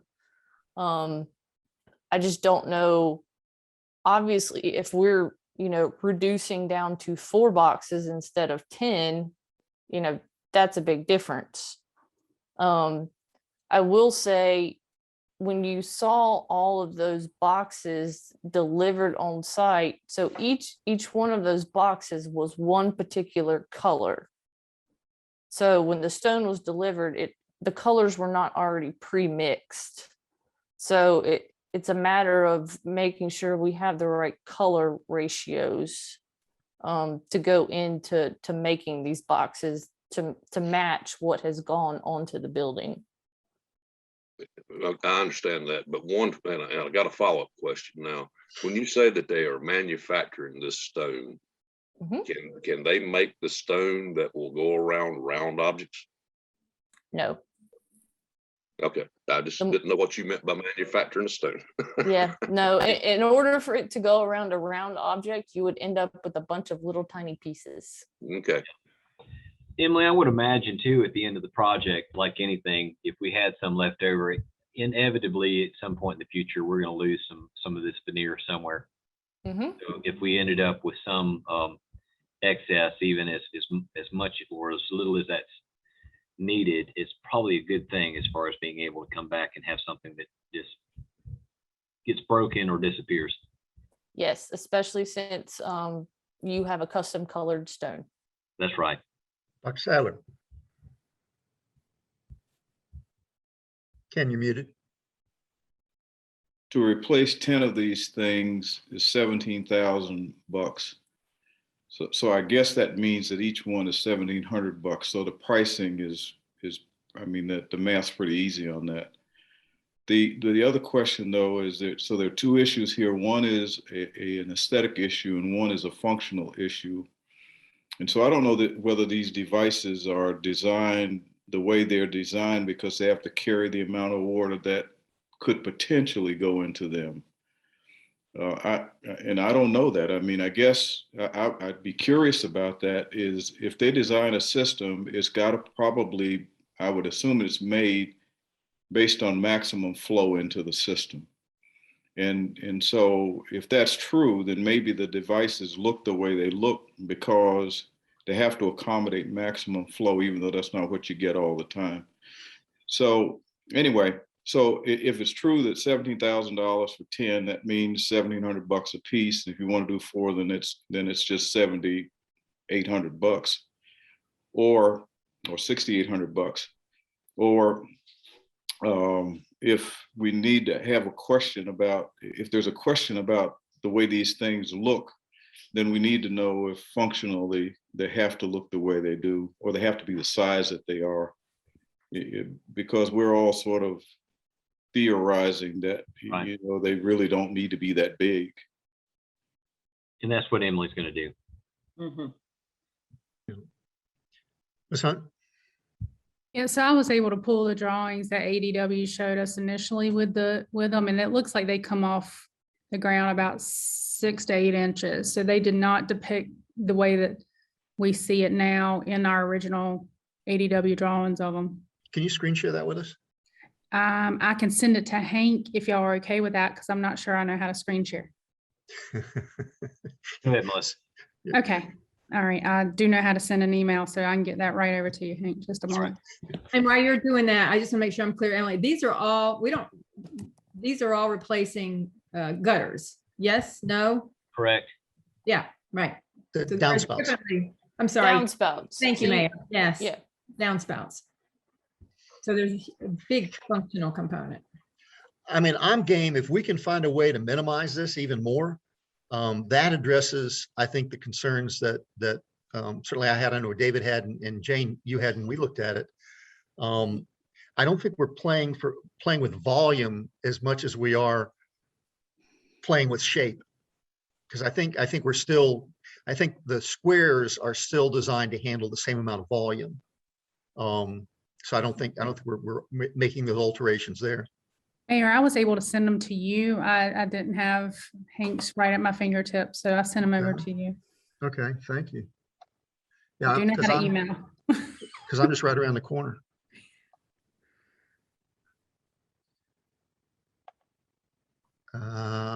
Okay.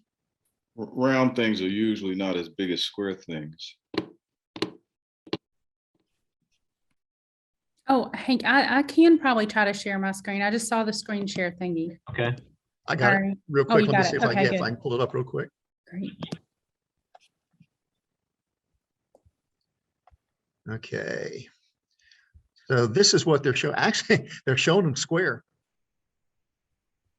And they're showing them maybe just barely coming up out of the ground. Oh Right. yeah, that is nothing like what they detailed in the drawings. And that's coming from our June minute meetings from July 16th of 2020. Joyce, if you need to go back to that. But Emily, you would have built this to spec, right? Yes. Yeah. Irrespective of what that drawing looks like, you're not going to be able to change it based on what the drawing looked like if the specifications of it, because of the function of it, have to be what they are.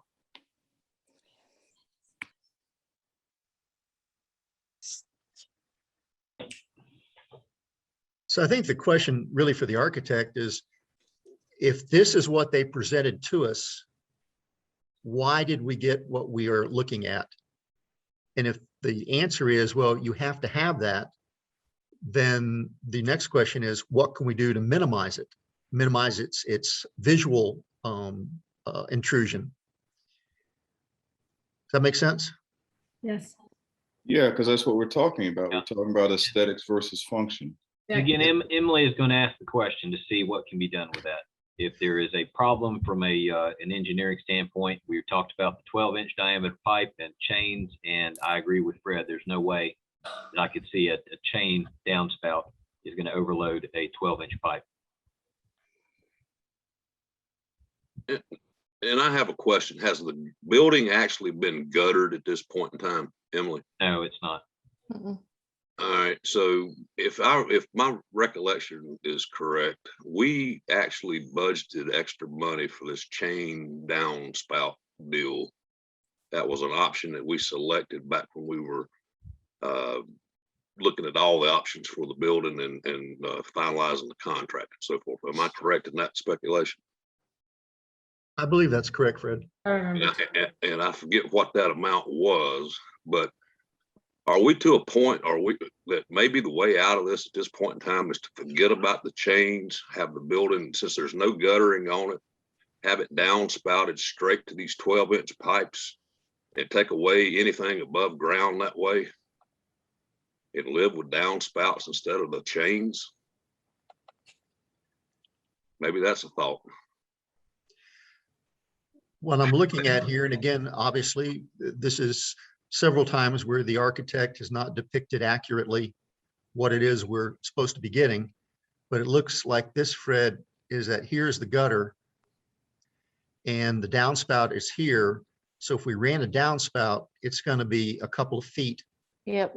hanging out there by itself. Well, it can be pulled back into the column and then put back out to the hole at the bottom. I mean, you know. Yeah, you can bend it. Yeah, that's what I'm getting at. And then that way you don't have anything sticking up above the ground that way. It goes, I like the idea of the downspouts, but if it was not properly designed by the architect, then it may, and we're paying extra for it anyhow. Maybe that's a way to save some money and take care of a problem all at once. I see Ryan's hand up. That's a good thought, Fred. Mike, if I can speak, Randy actually mentioned the other day. So if we can go back to that last picture, I'm sorry, I should have. If we can pull that last picture back up. If you can make out where the posts are, there's actually a gap. There's actually two posts, and there's a gap there between the posts. Randy is insinuating that we could make it go from the gutter, go between the post, and then go right out to where those boxes or cylindrical things are supposed to be. So they're really hidden pretty well. Mhm. Emily, does that sound like something that could happen? Yes. Okay, so maybe we do that on the back where the patio is, and then the other ones you keep square. You keep the rain chains, but then on the back you just have gutters. I don't know. I mean, I'm good with whatever. I mean, if we want to go to downspouts on this, I'm fine with that too. I think that the issue is how do you deal with what we have? What's the best way to do that?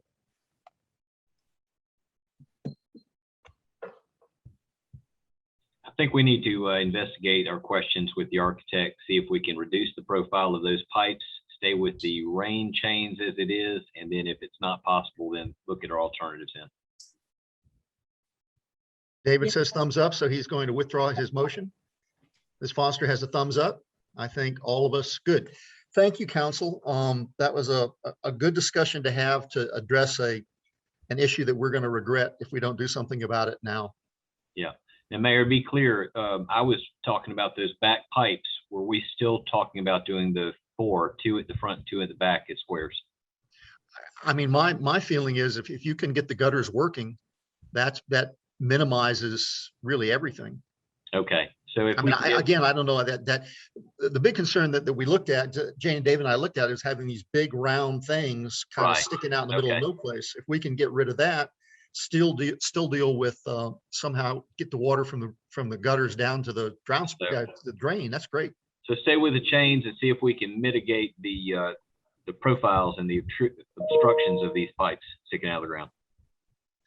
Yeah, and Hank, be honest with you, and Emily, I'm gonna kind of take your advice on this. Is we're the client on this one, and there's always a bit of a yin and yang when you have architect contractor. What I would suggest is, as a client, we take this directly to the architect ourselves and push on our end to have a solution. Yeah, I think that's wise. Okay, everybody good? Mr. Smitherman. At some point, I'd like a break. Well, we're only what are we, 2 hours into the meeting? Why don't we take a short break? Is everybody good with that? Very good, ladies and gentlemen. We'll be back. It's 8:59 right now. Let's look at it. Just maybe let's say 5, 6, 7 minutes. Thank you, everybody. And Mr. Williams, if you're still listening, please stand by because your public hearing is coming up shortly.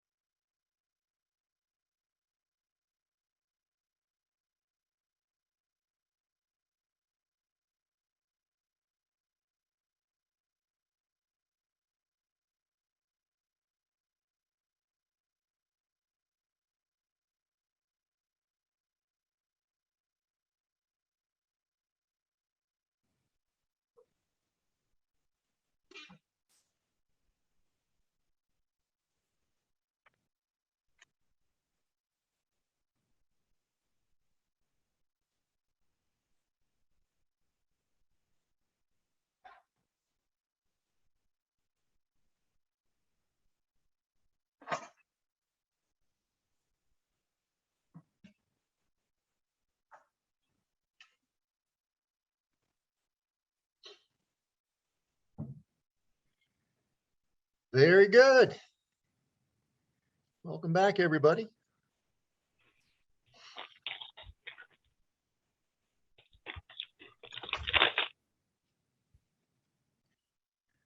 Okay.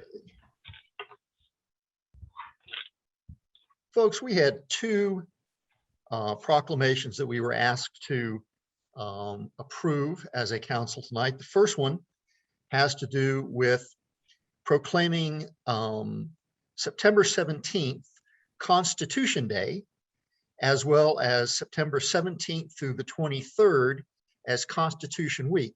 Ms. Walker, if I'm correct, this is something we do every year, and it's in recognition of the United States Constitution as a living document and how it is the foundation and framework for all of those things that we consider near and dear to our hearts in this country. So that was correct. Great. That was a good ad lib. So, ladies and gentlemen, if there's no objections, I entertain a motion to approve this proclamation. So moved. Okay, it looks like Dr. Sadler makes the motion and Mr. Smitherman makes the second. Any further discussion?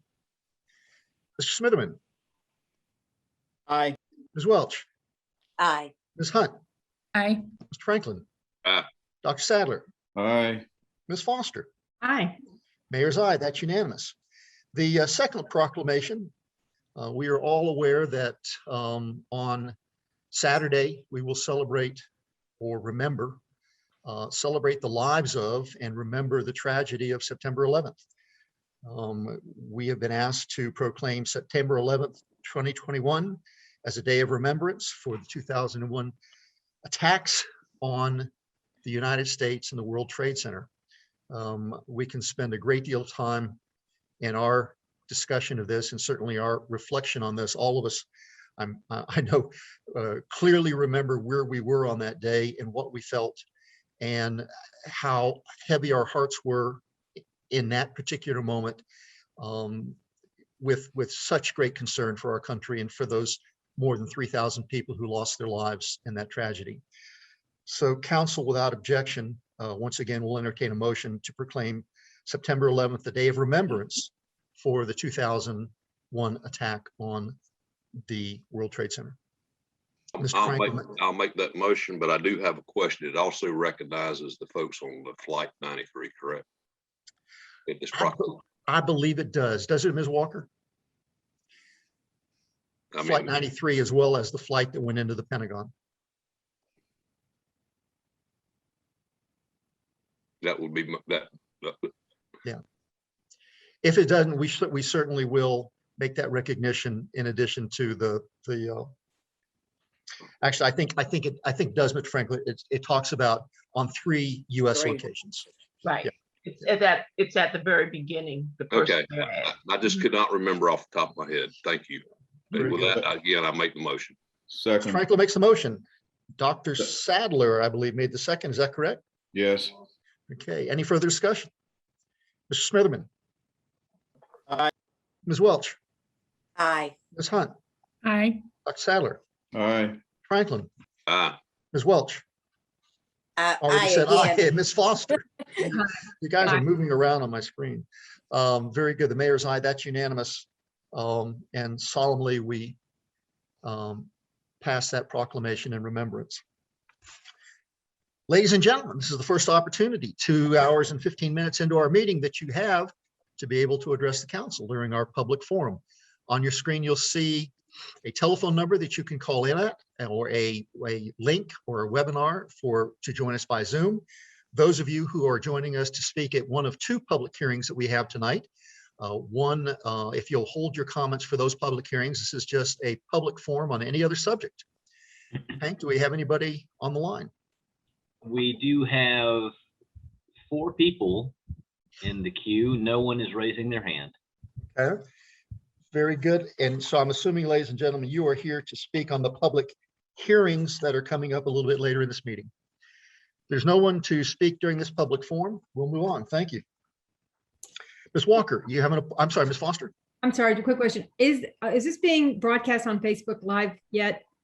No, it's not possible. They still have those problems with Facebook Live. So we're just TV6 right now. TV6 and Zoom. And Zoom. Okay. Ms. Walker, you have an appointment for us. Yes, we have appointment order 2021007, and that will be appointing Holly Conger to the Louisville Beautification Committee. And as I had advised last week, she has been in touch with Susan Linker. And so everything, as far as we know, will work out well. She's willing to be put to work. Very good. That's music to our ears. Council members, may we have a motion, please? Motion. Ms. Foster makes the motion. Ms. Welch makes the second. Any further discussion? Mr. Smitherman? Aye. Ms. Welch? Aye. Ms. Hunt? Aye. Dr. Sadler? Aye. Mr. Franklin? Aye. Ms. Foster? Aye. Mayor's aye. That's unanimous. Thank you very much. Stacy, you have the first of our public hearings tonight.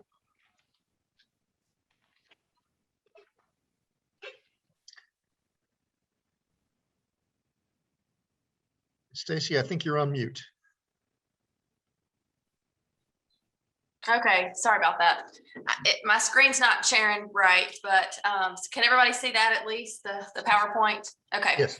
So tonight's public hearing is case L100. It is a rezoning for 2675 Williams Road.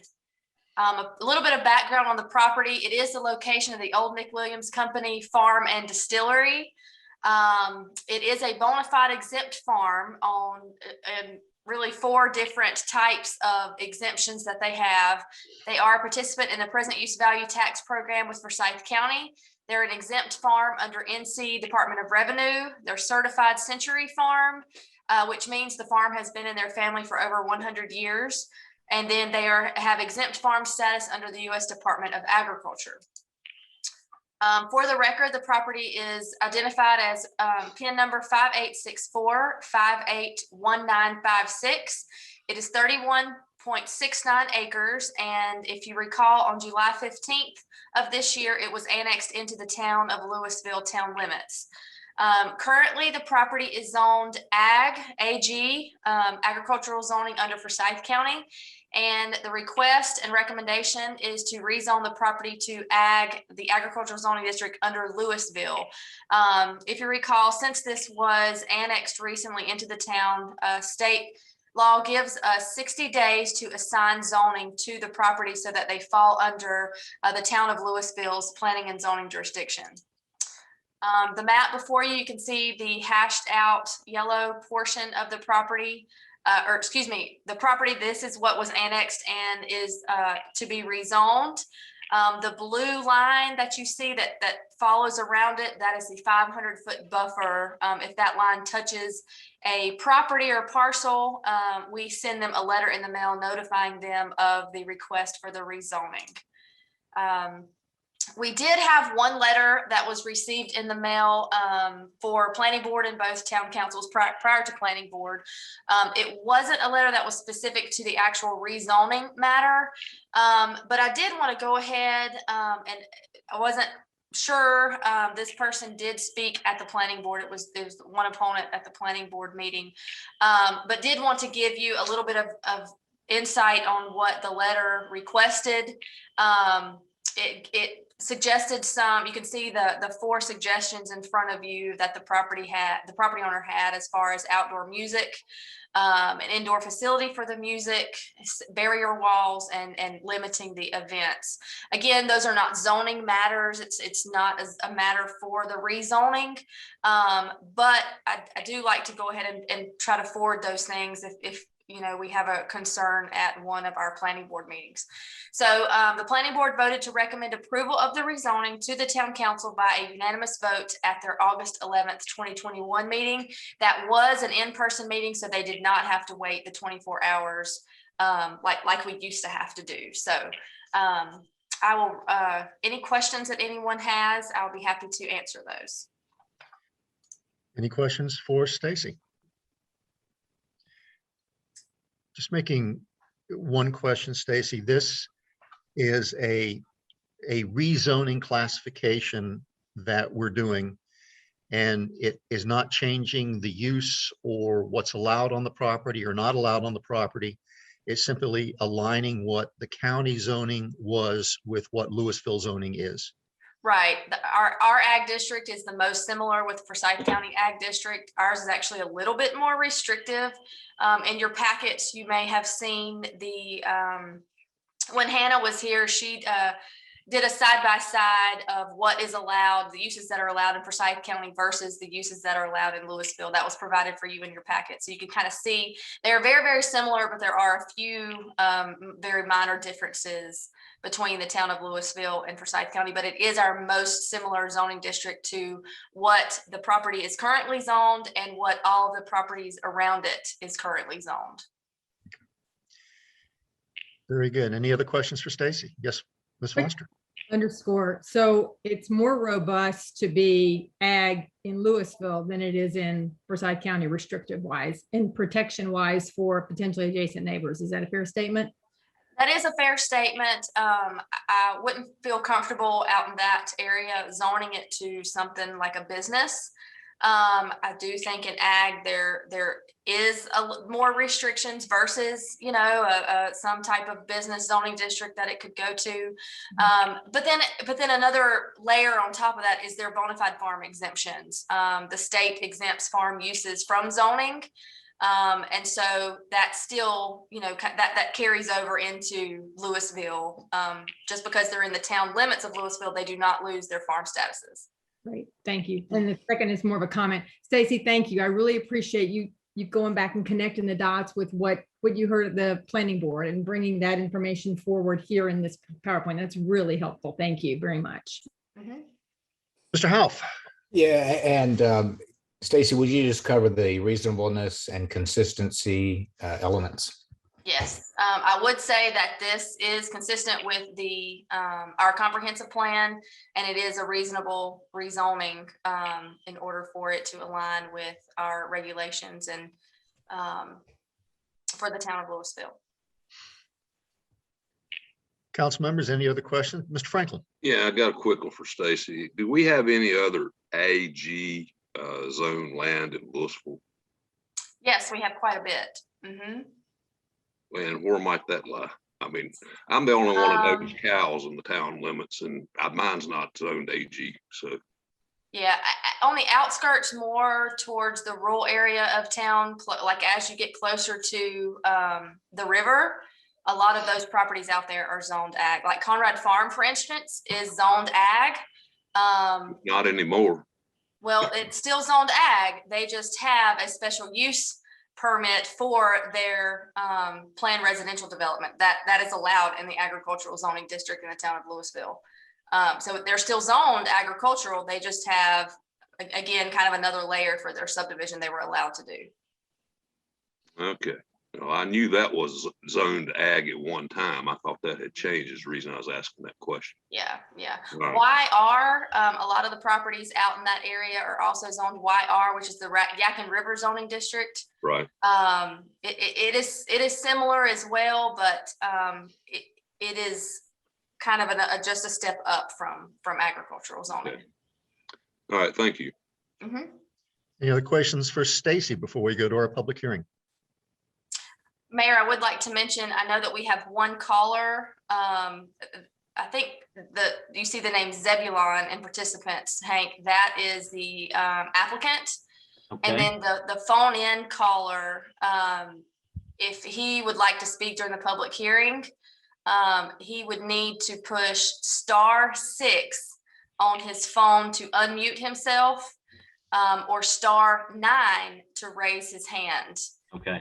If he would like to speak. So *6 and to unmute and *9 to raise your hand to indicate that you want to speak. Very good. Ladies and gentlemen, this is a public hearing.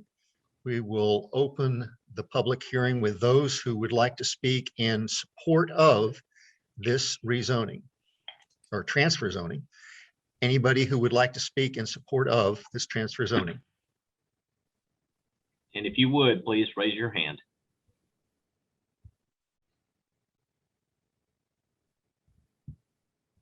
The raise hand function for those of you that are attending Zoom is if you hover over at the bottom of your screen, there's a raise hand function. And can we not just bring them in? We could, but no one's indicated that they want to speak. What I'm thinking is there may be some technical difficulty there. If we can bring them in and ask them if they wish to speak, and if they do not wish to speak, we can take them back out. All right, I will select allow to talk for Zebulon. Okay. Very good. Mr. Zebulon? Mr. Williams. Mr. Williams, there we are. My wife and I are the owners of the property here in question. I'm sorry, Mr. Williams, if you'll state your name and your address, please. My internet is breaking up. My name is Zebulon Vance Williams Jr. And your address, please, sir. 2675 Williams Road. Please continue. Thank you. We're asking for the town of Louisville to continue the ag zoning on the property here. This land has been in my family since 1766 and has been farmed continually by the Williams family since then.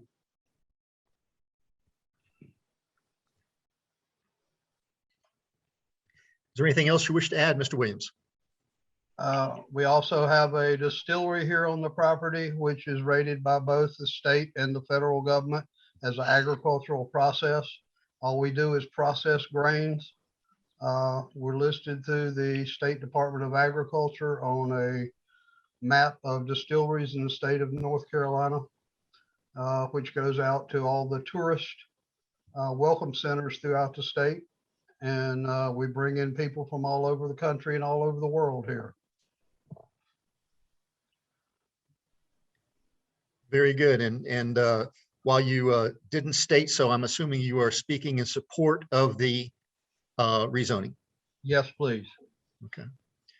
Anything, sir, else you'd wish to add? That's all. Very good. Thank you, Mr. Williams.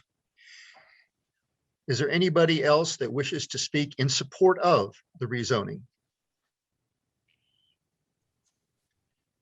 If not, is there anybody wishing to speak in opposition to the rezoning?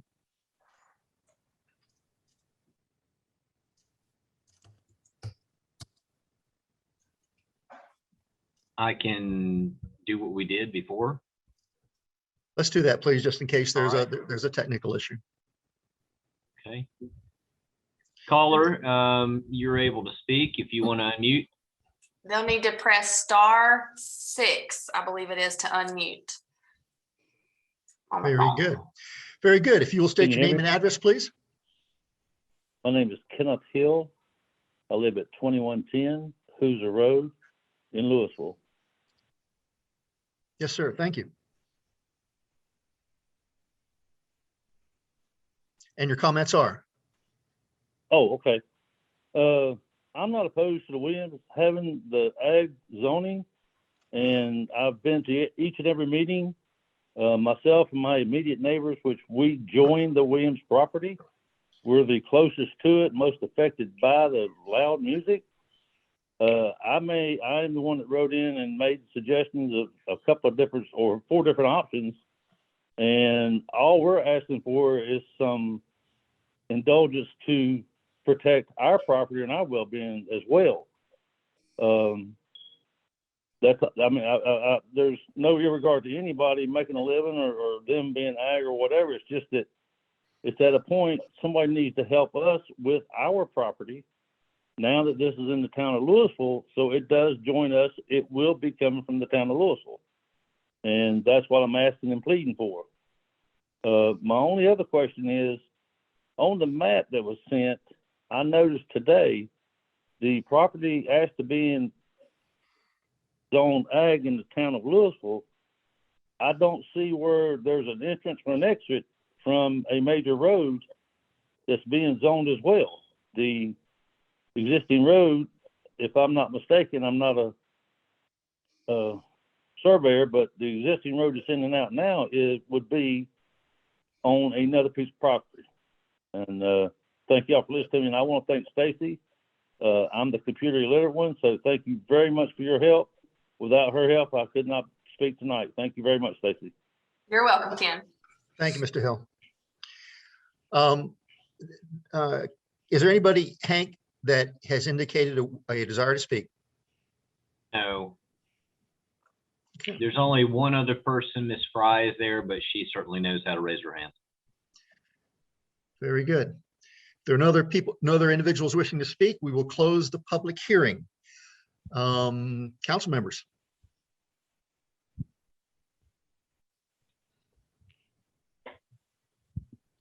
I have a go ahead, Jean Marie. No, go ahead, Jane.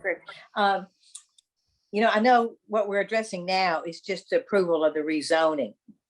But to address that last gentleman's concern, where does that go to and how is that addressed? That'll be addressed if it's a noise, it'll be a matter of noise ordinance and compliance with the noise ordinance. I believe in the planning, excuse me, I'm sorry. I believe in the planning board hearing, there was a request for development of additional ordinance to deal with this particular kind of issue. And that's something that would originate with council or from staff up to council. That would not be a zoning, but that would be a town code matter to look at. And that would come from staff, so at the direction of our manager? Well, at the direction of council to staff, and then staff would draft something along the lines of what it was that the council indicated it might like to see. Mm-hmm. I've forgotten all the specifics, but I would be concerned to see that they were looked at.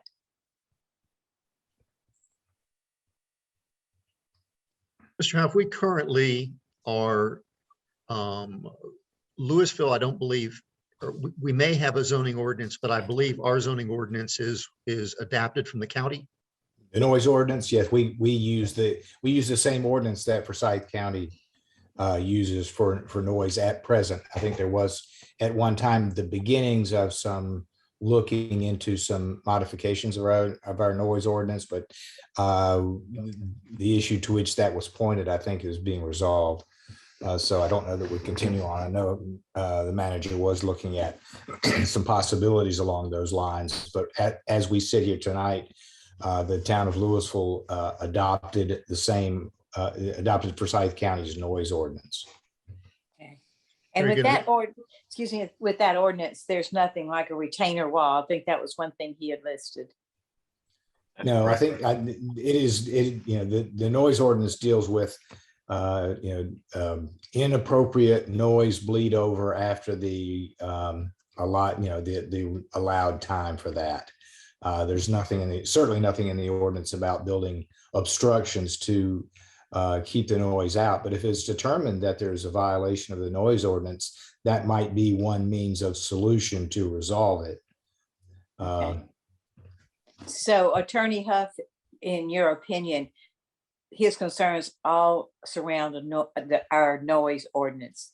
I believe those were all of the kinds of concerns that he raised. He was just raising various solutions, potential solutions for resolving the noise ordinance. That's my recollection. I think there may have been some mention at one point in time about traffic, but I don't think that was raised in this letter. And it wasn't mentioned tonight.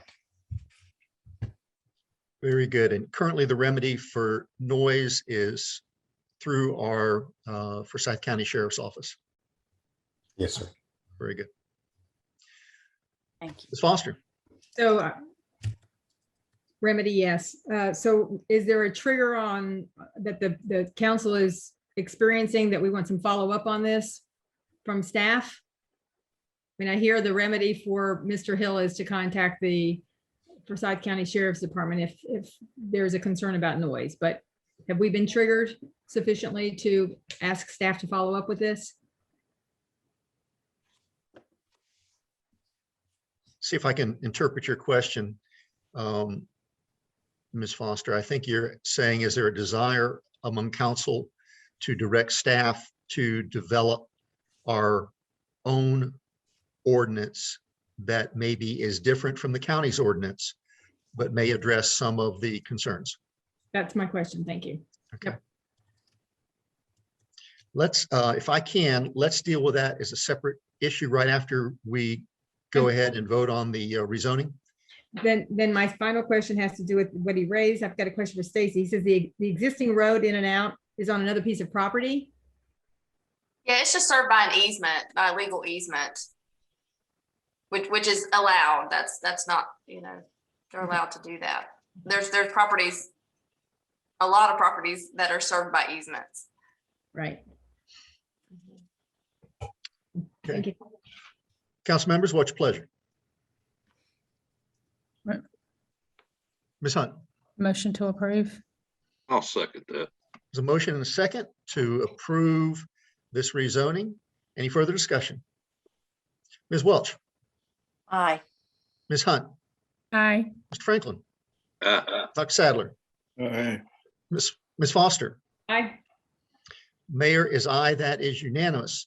And Now, Mr. Smitherman. I'm sorry, Mr. Smitherman, you moved over to the top. That's where Ms. Welch usually sits. That's fine. That's why I always miss her. You're up in the top left-hand corner. Mr. Smitherman. Very good. That is unanimous now.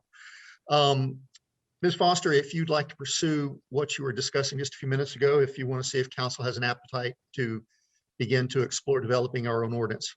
Yeah, that's just in follow-up from Mr. Houf's delineation of what would be next potentially. So I think probably what would be next would be, I know there's been some, in the letter talked about that, in fact, there is noise that either investigation through the Forsyth County Sheriff's Office to let us know what the nature and extent and of any potential violation is, or if there's noise that doesn't quite reach the level of violation of the town code, what that description might be. Since they're out and about anyway, perhaps they'd be willing to do that for us upon request, rather than having staff go out there at 11 o'clock at night and listen. I might be persuaded to make an investigation in a certain way. But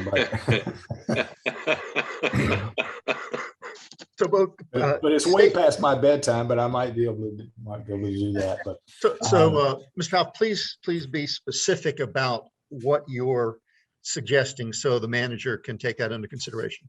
The question would be, first of all, we do have something of a complaint. We don't have a specific complaint, but we do have a complaint that by adjoining landowners that there may be a violation of the existing noise ordinance. And I think that would be the first inquiry. Yeah. If there's not a violation of the existing noise ordinance, then I think the question would be, is there a condition going on that property that might give rise to a need to consider some modification or adoption of a noise ordinance by the town that would deal with the perceived problem? But we can't know all of that, but I think that would be, first of all, are they violating our existing ordinance? If they are, then there's a remedy for that already in place. If they are not violating the ordinance, but there is a condition that the town agrees is one that needs to be addressed, then we start looking for means for solutions to that. And that's all guesswork at this point, because we don't know what the facts are on the ground right now. Okay. So I guess, Hank, if council members, if we want to choose to pursue this, what we should do is instruct Hank to work with our sheriff's office to determine if there is violation of the existing ordinance. Is that where we are? How about this? How about I talk with the sheriff's office, we figure out whether or not there's a problem existing right now as it currently stands, and I will bring you some remedies and possibilities in next month's meeting. Let's let me back off just a little bit. Let's first determine if there's a problem, and then let's ask council if they want to embark upon a ordinance modification first. So let's do it in two steps if we can, Hank. Well, that was what I intended to say when I just said that. Okay, very good. Thank you. Okay. Very good. Mr. Franklin. Yeah, I'd just like to chime in, but let's just think about it like this, guys. I know we've heard the neighbors around. I've talked to some on the phone and so forth through this whole process. But let's recognize that they've only been in the town since July the 15th or 19th or whenever we had the special meeting that was when we, brought them into the town. Let's let them run the rest of the season that they have currently planned. Let's as council ride by some Saturday night or Friday night. I don't know when they're doing things, I can tell you that I can sit on the front porch of my house and hear town square music at times. I did just a few weeks ago. So, be objective about this as we go forward and so forth. And let's take it as a separate issue and let the current regulations provide for what they do. And let's see where we go. Very good. I think that's the path we're on, Mr. Franklin. Very good. Anything additional on that, Counselor? Can we move on? Excuse Ms. me, Walker. Mayor. Yeah, I'm sorry. I lost connection just before you all took the vote. Did I miss anything in just before that? No, ma'am. The vote was unanimous. Okay, thank you. Okay. Stacy, you have our next intro to our public hearing. Okay, so the next one is a public hearing for a text amendment to the Unified Development Ordinance. It is UDOL 166 for off-site parking regulations. So just to give you a little background, the definition you can see before you for parking off-site for multifamily or institutional uses is accessory parking for a townhouse or multifamily project or for an institutional use as specified in section B 3-3.4A. And that is the section that the text amendment is for. So this text amendment I drafted in response to a request made by the Louisville Planning Board, and that request was generated by residents' concerns of parking lots being able to be in addition to multifamily uses or institutional uses that would be beside of single family homes in a residential zoning district. So this amendment will alter the provisions allowing multifamily institutional uses to have offsite accessory parking in a residential district.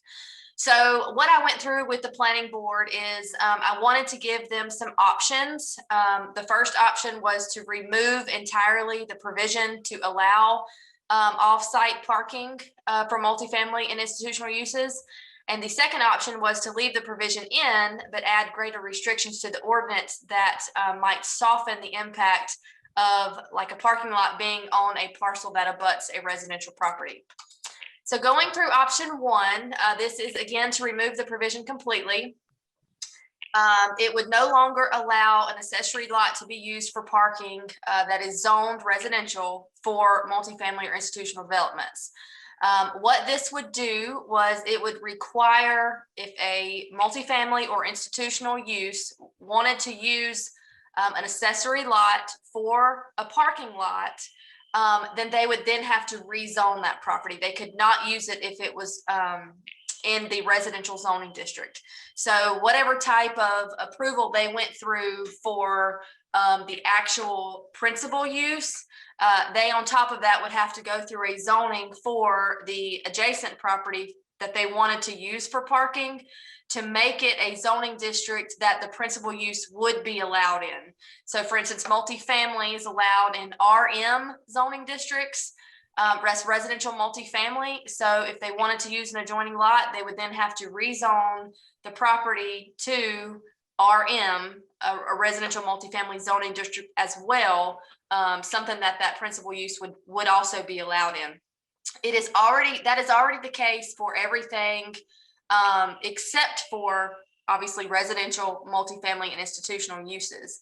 So your commercial uses, your pedestrian business, if it's that other than a multifamily use, not necessarily multifamily zoning district, but general business, institutional and public, those types of things, those different zoning districts, it's already that way for commercial and industrial uses. So we do have other requirements that are applied already. Those would then in turn be also applied to multifamily and institutional developments if the provision was taken out. That's ownership, meaning that it has to be owned by the same property owner, visitor parking, pedestrian access, certain retail uses, contracts for parking, other uses, continuance of use and shared parking. All of that was in your packet that you could see that would remain, that would also be applied to multifamily and institutional uses if this provision is taken out. So option 2 was to leave the restriction in, or provision, excuse me, to leave that in to still allow multifamily and institutional developments and uses to be allowed to use an adjoining accessory lot that is zoned residential for parking. This option would add requirements like requiring that the access or the entry to the parking lot only be from the multifamily or institutional site. It could not have access from a different place. It had to be from the multifamily site.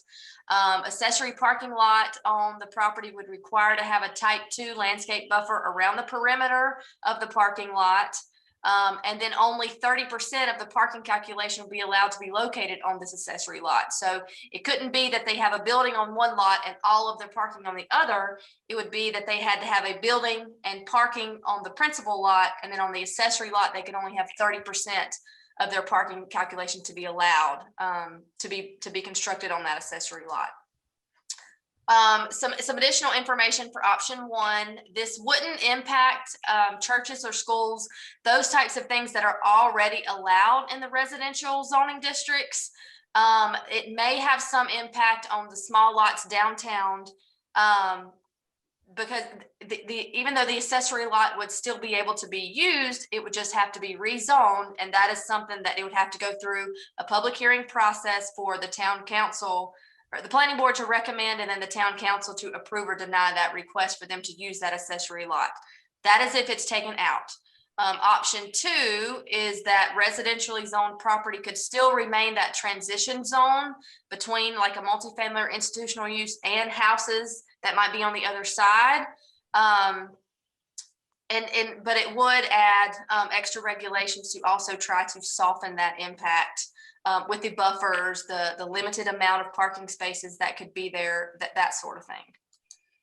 So planning board, they had their public hearing on June 9th. When it was previously, when we were virtual, we were required to do the 24-hour period. So we waited, and then on June 23rd at their next meeting, they voted unanimously to recommend option 1 to town council. Staff agrees that this UDO text amendment for option 1 is consistent with the comprehensive plan and is reasonable based on the statements that you can find in my staff report that has been provided for you. So I'm moving forward with the planning board recommendation. They are recommending option 1 to the town council to have that taken out, that provision taken out completely, which would require those types of uses to rezone property if they wanted to use an off-site parking lot. And that's a lot of information. So if anyone has any questions. Thank you, I've got a question. Yes, sir. Yes, sir. So option 1 essentially eliminates the possibility for off-site parking for multifamily. Is that right? It does not eliminate the possibility. It would only require them to rezone that accessory lot instead of it remaining a residential single-family zoning district. Yeah, but the genesis of the change was opposition by adjoining single-family residences to the current ordinance. Is that right? Say that again, Dr. Souther. I'm not sure. The reason that I thought I heard you say the reason the planning board took this up was because adjacent residential single-family residences or property owners were opposed to this particular ordinance as it existed. Right, they were concerned with simply allowing accessory parking to go on a residential single-family zone property. The planning board felt that if the provision was taken out completely, a rezoning is a legislative decision. And right. So if a rezoning were to come before the planning board and the town council to be able to use that, they're able to look at a lot of different things rather than it's just allowed so they can do it type of thing. Okay, It would have to go through a review process and a public hearing process for it to be allowed. now I understand, I hear all that. But essentially, because they took it, and I don't know, I'm just trying to make sure I understand it. They took it up because there was opposition to the current ordinance. And so what that suggests to me, or implicit in that, is that if someone came to them with a rezoning request of this type and the neighbors opposed it, the likelihood is that the recommendation would be not to rezone. I would think probably so, but I Okay. think it would, simply for it to be able, or for it to be required to go through that process. No, I understand. It would be looked at a little more further than it just simply being allowed by right. No, I I understand. think where the planning board was coming from. No, but I understand that. Thanks. The rezoning, the timeline, just roughly, if someone has to go in and rezone in a situation like that. So if they do buy two properties and one's zoned one way and then one's residential zoning and they wanted to, rezone it, what is that? What kind of timeline are they looking at roughly? Generally, it's about 4 months. Wow. Thank you. From the time that I get a pre-submittal to the time that there's a formal deadline submittal where application is due to the time the town council has a public hearing, it's about 4 months, 3.5 to 4 months. Thank you. They would run concurrently though, right? A rezoning. Right, yeah, like for instance, if someone wanted to do a development downtown, they have to go through technical review. It might not be a rezoning, but they have to go through technical review because our ordinance allows or requires approval of that in the downtown overlay. So if they wanted to use an accessory lot for parking, they would be going through, like their site plan would show that, and they would be going through a rezoning of that additional lot at the same time they were going through technical review. So it wouldn't be an added, like Bo was saying, it wouldn't be an added 3 months. It would run concurrent as part of a rezoning and a technical review of their entire site plan is how we would generally do that. Thank you. Stacy, so let me ask real quick, what the planning board is proposing is to currently, I want to be precise in how I say this. Currently, the adjacent property is not subject. Well, I'm not saying this, but what I'm thinking, I guess the only way I can really say it is just not be very diplomatic about it. It makes this much more of a political process. It creates a situation where maybe the merits of the rezoning can be less important than the opposition to the rezoning. Would that be accurate? I would think so. I'm not 100% sure that I necessarily. It becomes a legislative follow. process Right, rather it does than a become. matter as of right to be able to be done. Yeah. So So they would have to go through rezoning rather than it just being allowed by right. If they Did met And did I also understand you to say that every other use has to go through a rezoning if it's an adjacent lot, and this is the only one that doesn't? multifamily and institutional currently are the only two that do not. Okay. If it's a commercial use, like a retail use or, an office use, something like that, the rezoning for an accessory parking lot already applies. That's not changing.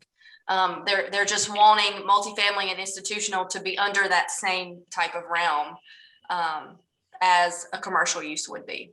Okay, very good. Any more questions for Stacy? Very good. This is a public hearing to amend Chapter B, Article 3 of our off-site parking ordinances.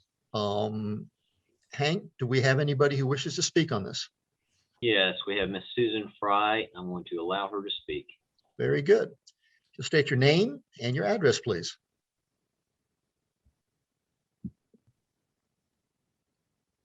Muted.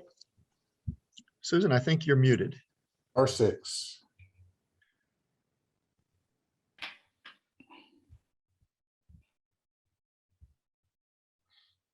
She's surely on her computer, not on the Oh, phone. just click on, yeah, unmute.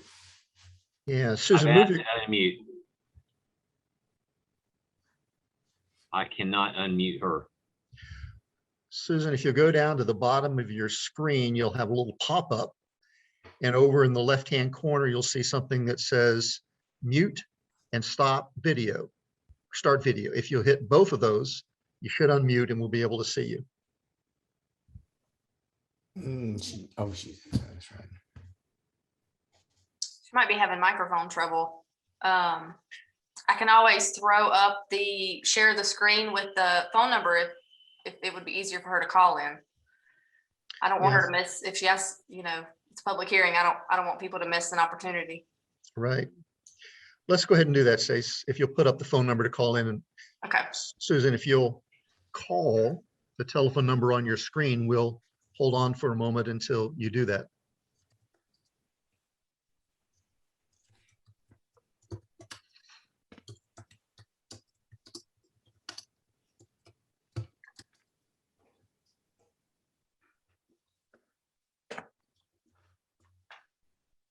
And while we're waiting for that to occur, I'm going to promote her to panelist and see if that makes a difference. okay.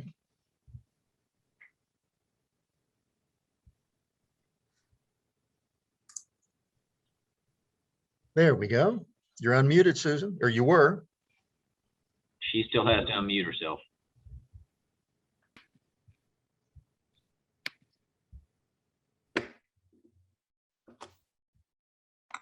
How about There now? you go. There you are. There we go. Wow. I used to be so good at this. It's like riding a bike, Susan. Okay. Now can you hear me? Yes, ma'am. Okay, Susan Fry, 165 Will Austin Court. Good evening, and thank you for taking my call, or whatever you want to call this at this point. I'd like to comment on the proposed text amendment for the off-site parking regulations. I'm in favor of completely removing the allowance for the multifamily institutional operations to use an adjoining residential lot for parking without going through the request for a zoning change.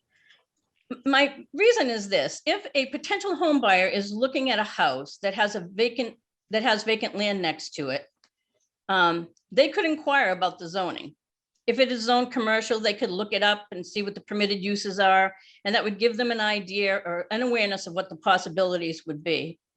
If it's zoned RS, they can again look up what's permitted.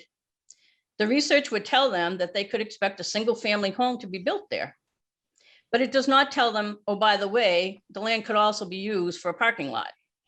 And I don't believe a realtor would say or know that either. In fact, I stopped a realtor just yesterday and asked them what they would tell me. And they would not say, oh, or you could have a parking lot there. It just doesn't tell them that. And I do not believe that if I called town hall and I said, look, I'm looking at this house, there's vacant land next to it. Can you tell me what can happen there? And they say it's an RS lot. I don't think they'd say, so you can have a single family home, but you could have a parking lot. I just don't think that's something, if you were doing your research, anybody would tell you that, and there's no way you would know. I just feel that a reasonable person should expect that they could buy a house and not wake up one morning to find a parking lot that has appeared next door. And while the scenario is unlikely to occur in the many new residential developments, I would ask that you prevent it from happening in Louisville's long-established neighborhoods as well. And I'm reminded of the lyrics, which all of you are too young to know about, from Joni Mitchell's song, Big Yellow Taxi. They paved paradise and put up a parking lot. Please don't let that happen here. And I ask that you vote to remove the provision completely. And thank you for your time. Very good. Thank you, Ms. Ryan. Thank you. Hank, is there anybody else wishing to speak? And just to note, this is a text amendment, not a zoning map amendment, so it doesn't apply to any particular area. It'd be townwide in scope.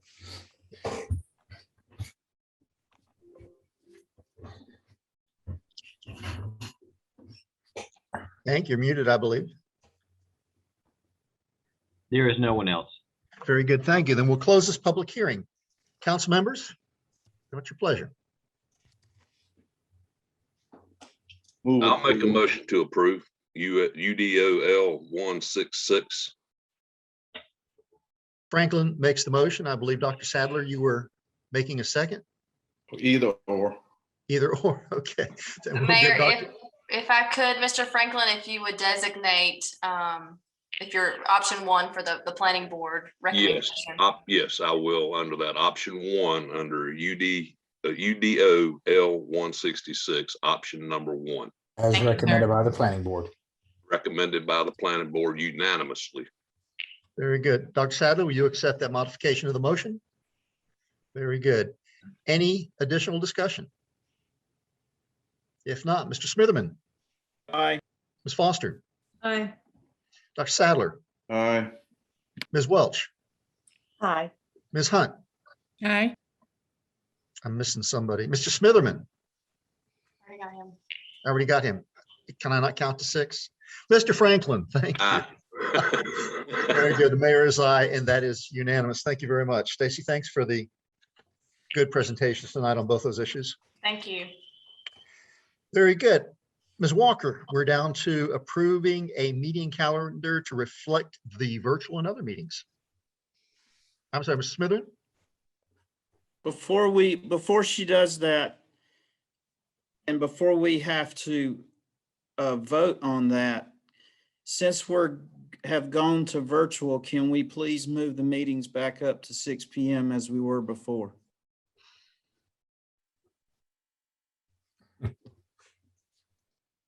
Very good. There's a so we'll have a little discussion on that. Council members, your thoughts?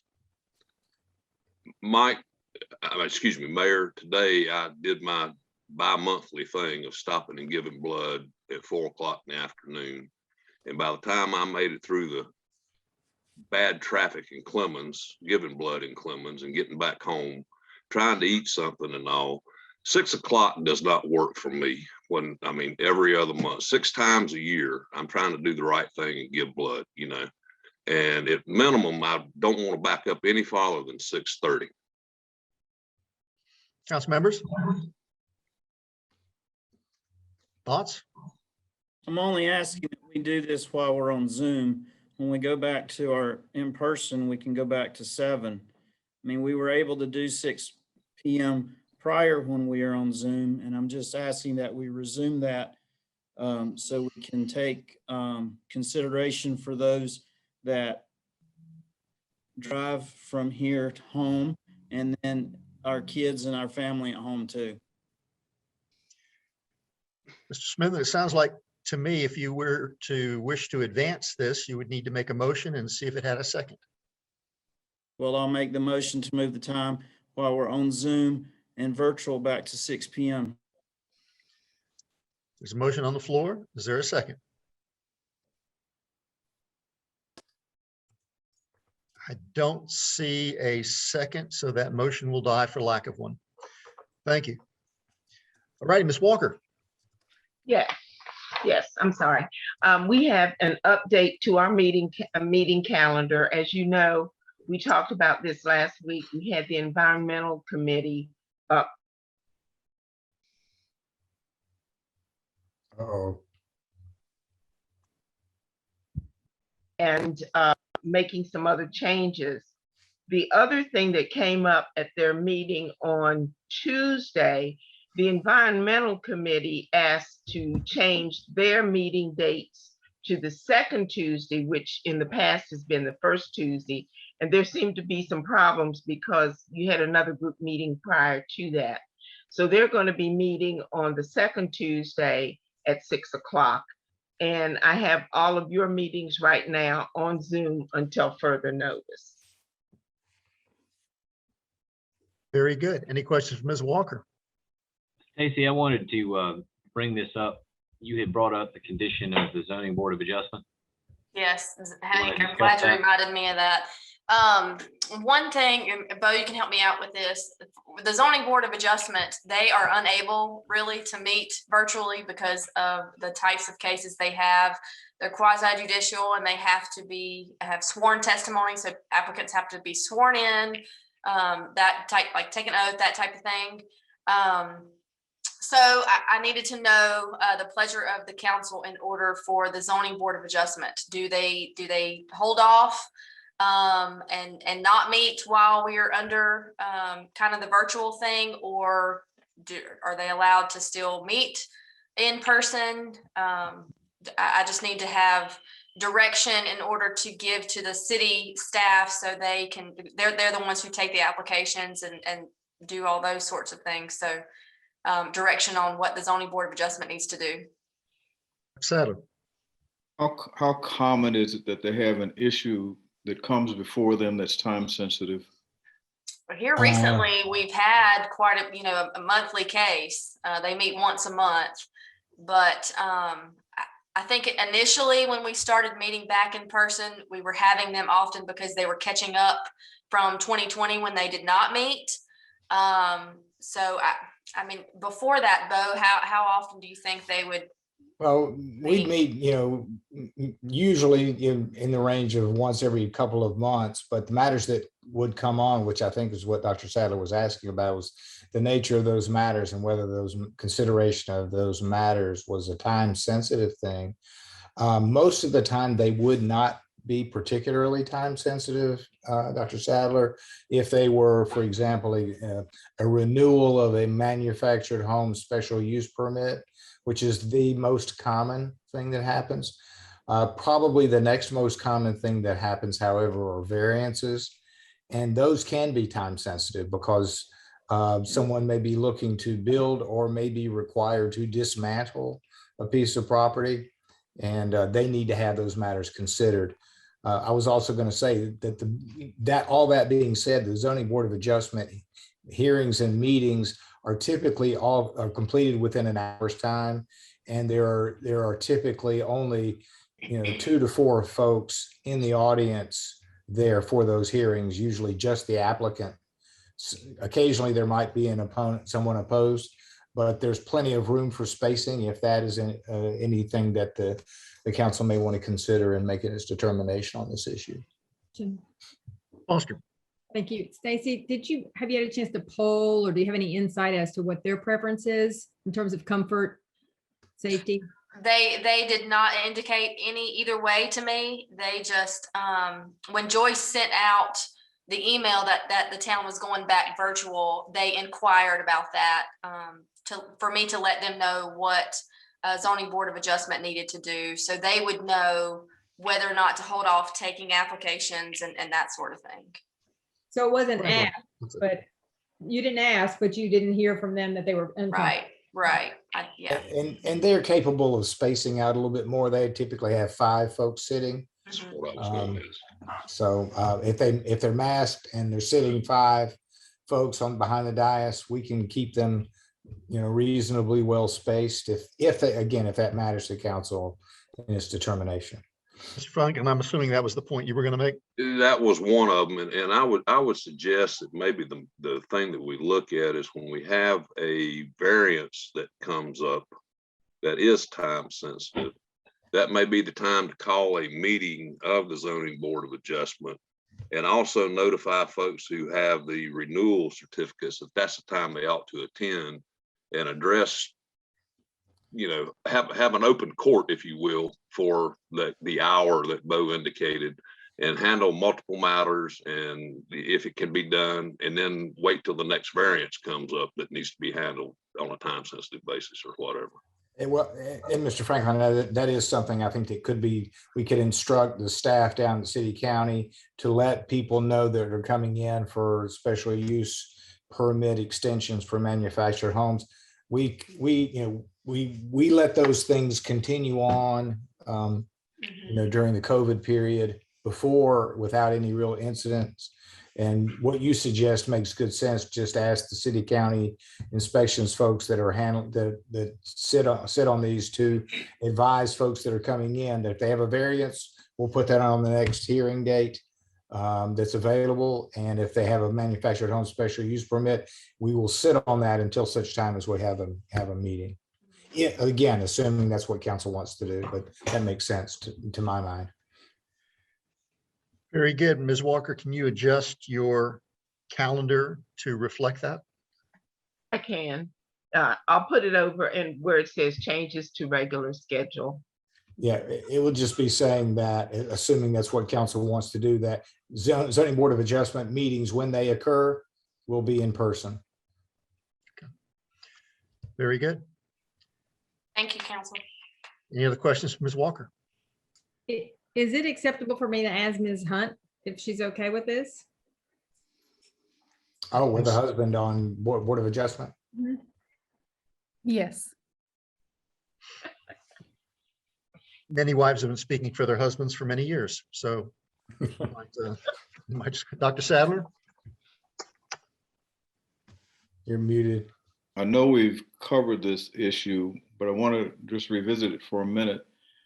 When Councilman Smitherman made the recommendation that all meetings go back to 6 o'clock, and Councilman Franklin indicated that the furthest he'd want to go back would be 6:30. It was sort of as a blanket motion.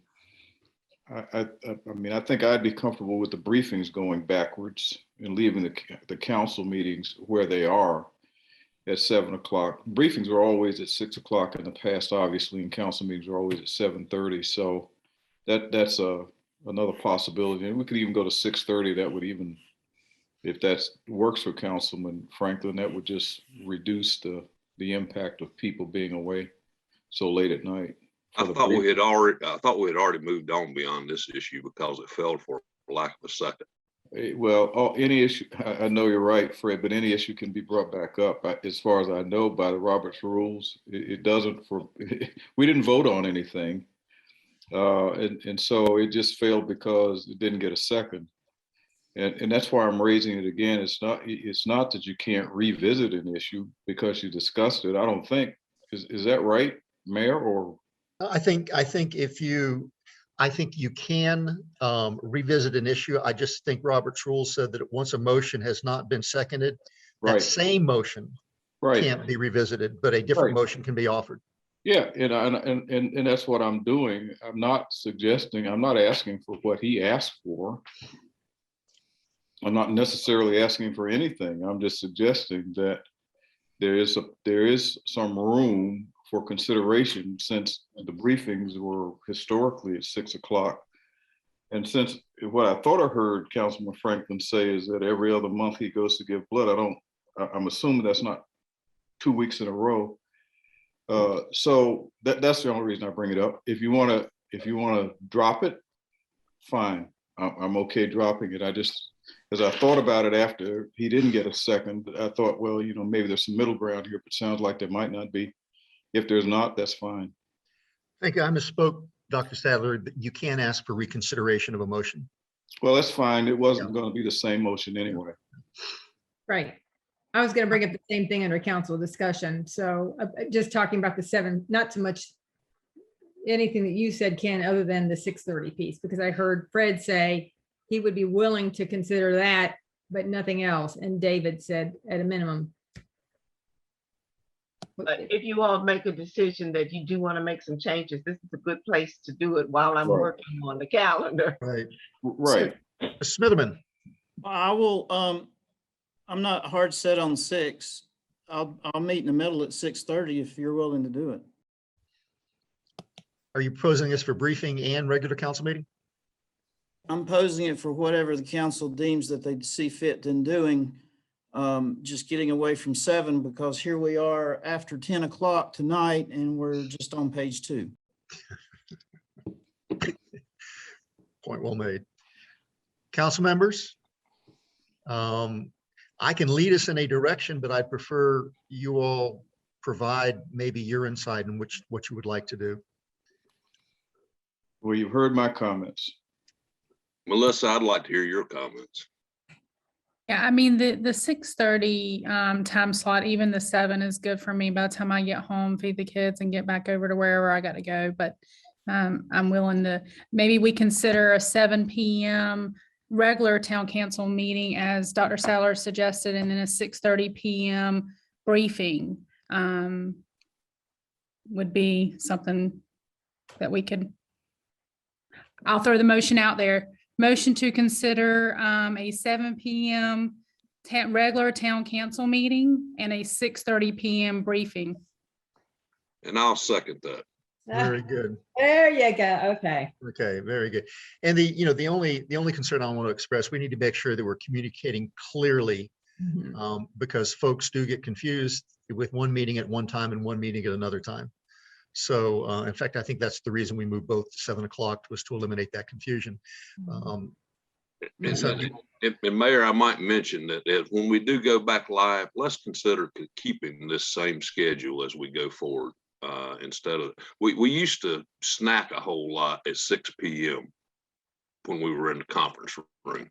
You know what I'm trying to say? Because Right. it was at 6 PM and we were coming straight from work and so forth and all. So, 6:30 may be a better time to, even when we go back live and back in the conference room on the second floor at some point, hopefully in the future, may be distant, but that time may be a better time. Those times were established many, many years ago. 6 PM for briefing. When we created the briefing meeting, it was only supposed to be an hour at that time. Supposed to be brief. Yeah, it was That's right. supposed to be brief many Maybe- years ago, and it used to be. We've changed the names to longing. Mrs. Hunt, Yeah. would you consider making both meetings at the same time, which is 6:30? Yes, sir. Mr. Franklin, would you accept that as a substitute? Reluctantly. Okay, very good. And I only do it for simplicity for our residents. Any further discussion? We have a motion and a second. The motion is to schedule our regular meetings and our briefings at 6:30 for the remainder of the time we're virtual. Any further discussion? Mr. Smitherman? Aye. Ms. Welch? Aye. Ms. Hunt? Aye. Mr. Franklin? Ms. Foster? Aye. Yes. Dr. Sadler. Aye. Sitting right in front of me. The mayor's aye. That's also unanimous. Thank you very much. Okay, we now have the approval of the meeting calendar that we need to do for Ms. Walker with all the other changes.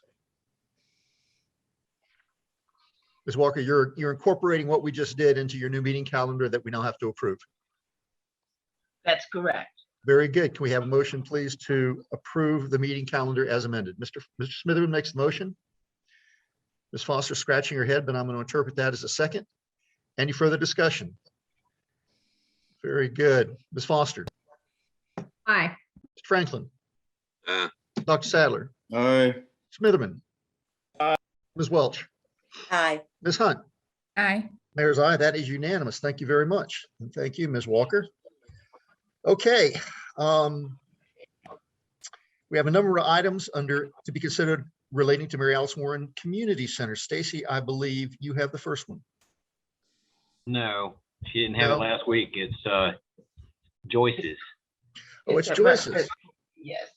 Let's see. This is the resolution for youth participation. That's 11A. Did you see that one? No, you're exactly right. I completely skipped over that. Joyce, you're up on this one. Thank you. Okay.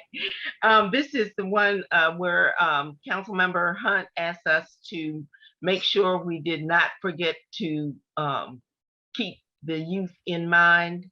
So this particular resolution talks about our having the youth participate in activities for government and so forth.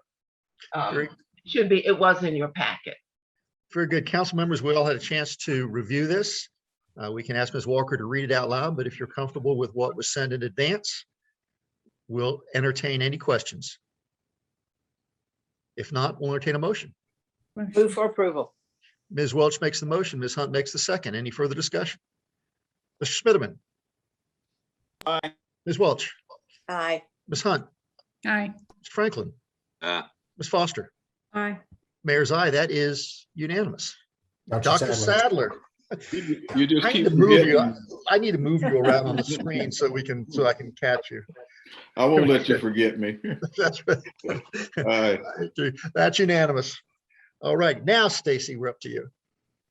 No, it's mine too. Still yours. Well, okay, I don't know that why- didn't change from 4 Mayor, I minutes don't know ago. why you got Stacy Tolbert for that. You did that last time. Okay, Ms. Walker. I'll see what I Okay. can do, but Yeah. Anyway, this is ordinance 2021-051. This is amending all various sections of chapter 16 of the town code to include new section 16-18 for the Mary Alice Warren Community Center. And it also does some general changes such as updating information that council had given to us about a year or so ago, but we were holding off making those changes, knowing that we'd have to do a lot of changes to that one particular section. I had briefed council on this last week, and I had been sending out updated information for, I guess, the past month and a half. So I'll entertain questions if you all have any questions. Any question, Ms. Walker? If not, we'll entertain a motion to approve ordinance 2001051. So moved. Mr. Franklin makes the motion. Dr. Sadler makes the second. Didn't miss him this time. Any further discussion? Dr. Sadler, Aye. Mr. Smitherman, Aye. Ms. Welch, Aye. Ms. Hunt, Aye. Ms. Foster. Aye. That's everybody. The mayor's on. Franklin. Mr. Franklin. I wondered where that was going. Leslie, yeah, that's right. Well, I'll tell you, I confused myself. All those in favor, please say no, we're there. That's the mayor's eye. That is unanimous. Thank you.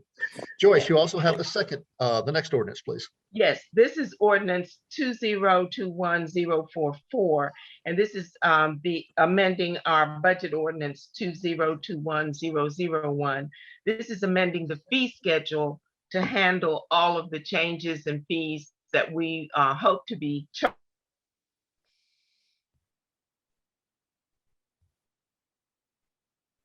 Jing. Did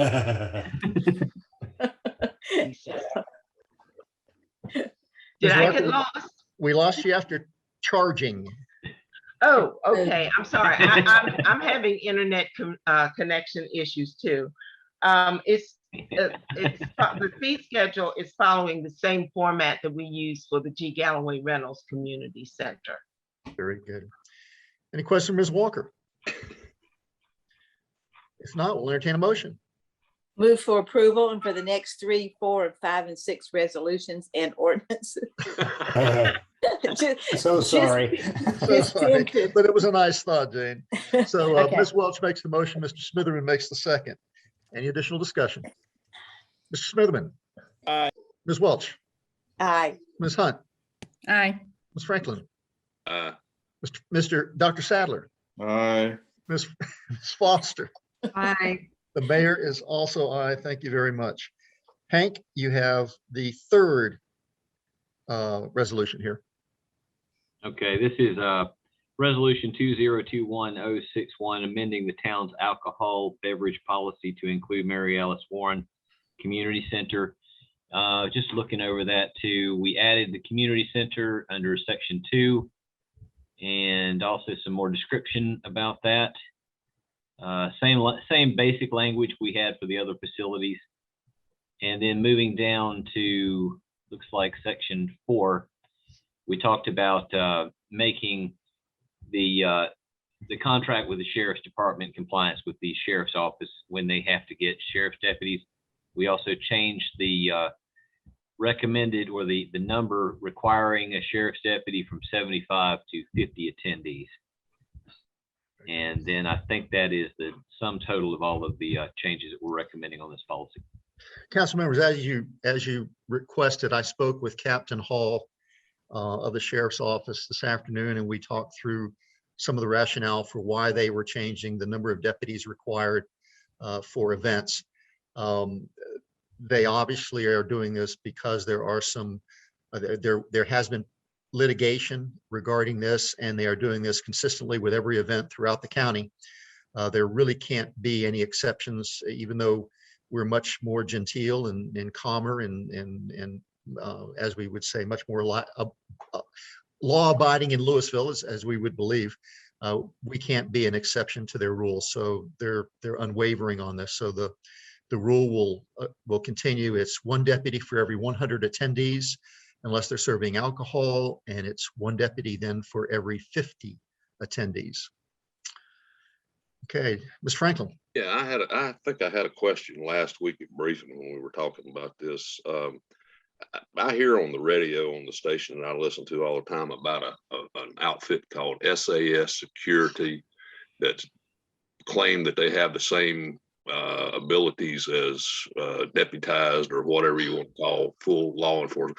I still like for us to explore as we go forward whether people can contract, if you will, with private security firms to provide the same type of coverage, especially when they're having an event at the community center that is like a wedding where they're going to have alcohol, if you will. It's not a public event. It's a private event when they rent it. I can't imagine, and I'll just say it this way, I can't imagine having 100 guests for a wedding, and we were going to have toast and you know, maybe some cocktails, whatever, and having to have 2 sheriff's deputies roaming around and milling with my crowd at the wedding and so forth, because it is a private event. Public events, yeah, I might concede that if we're going to have a couple thousand on the town square and things of that nature. But I still say as we go forward, we need to revisit this particular issue with the sheriff's department. Yeah. Mr. Franklin, I appreciate that. We visited it pretty hard this afternoon and ran at it from a dozen different angles. We can certainly have another conversation, but we can also explore your suggestion. We use a private contractor. My understanding, though, is that they would still be required to conform to whatever Forsyth County Sheriff's Office has set up as their requirement. And I can clarify that, but I believe that's the case. I guess where my confusion comes in at, Mayor, is this property does not belong to the county.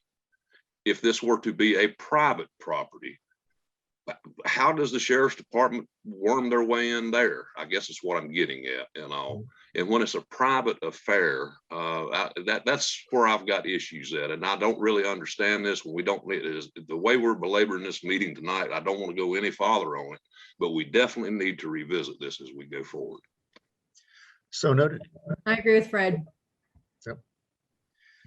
So noted. Who would like to take on that responsibility to take another run? Hank, you've understood the question. You want to take another run at it? Another run at talking to the sheriff's office? Right. We can, as far as trying to talk with them about the ratios again. Yeah. For private events. And I guess the distinction is a private event versus a public event. Right, right. I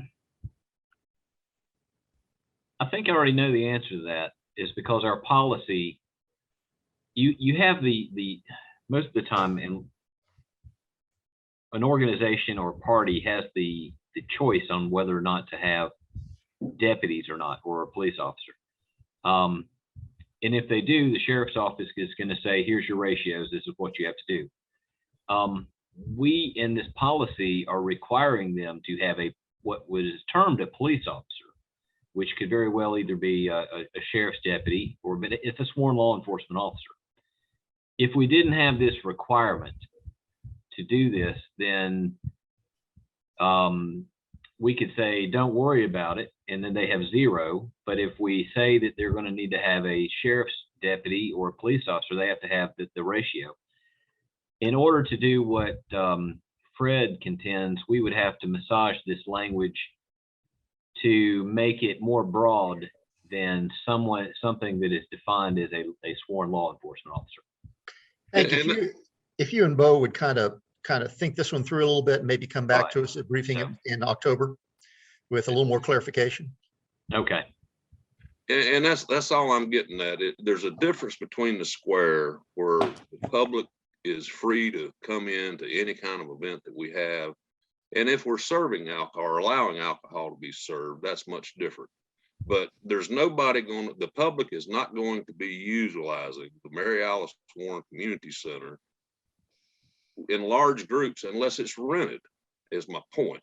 And I just, again, I just want us to revisit this. I hear you. We go back will, to Fred, Park but and Rec and the whole 9 yards, but this needs to be looked at as we go forward. it And does. it doesn't have to be done between now and the next month. Leave in place what we're, is being recommended for the time being. This stuff can always be changed going forward. Got it. Council members, any other comments? Very good. We will entertain a motion on resolution 20021-061. And I'll go ahead and make that motion. Mr. Franklin makes the motion. Dr. Sadler makes the second. Any further discussion? Mr. Smitherman, Aye. Ms. Welch, Aye.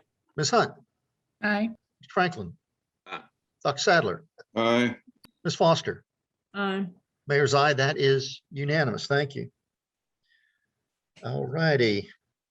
Joyce, you have our next item. Yes, we've been holding off on this one.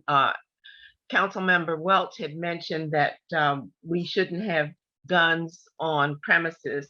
And generally we don't. We have signs up on our building and everything, but we don't really have anything in writing. So what we're doing here is just updating our existing town code to include language that the legislature passed back in 2017. But we're not making any other changes regarding guns or anything on the property or in park. Change we're making are required to be consistent with state law. That's correct. Okay, very good. Any questions for Mrs. Walker? If not, we'll entertain a motion. Move for approval. Ms. Welch makes the motion.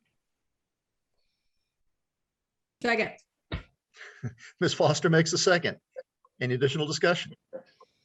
Mr. Smitherman, Aye. Ms. Welch, Aye. Ms. Hunt, Aye. Dr. Sadler, Aye. Franklin, Aye. Ms. Foster. Aye. Mayor's aye. That is unanimous. Okay, Stacy, we are now down to you truly. Yes. This next resolution 2021062 is to set a public hearing for L099. It is a site plan amendment. It follows the same process as a rezoning. It has to have a public hearing through planning board and also town council. Longwood Village, if you recall, is a housing development that was approved back in 2020 for 38 lots. They ran in on portion of Kaplan property to orient you.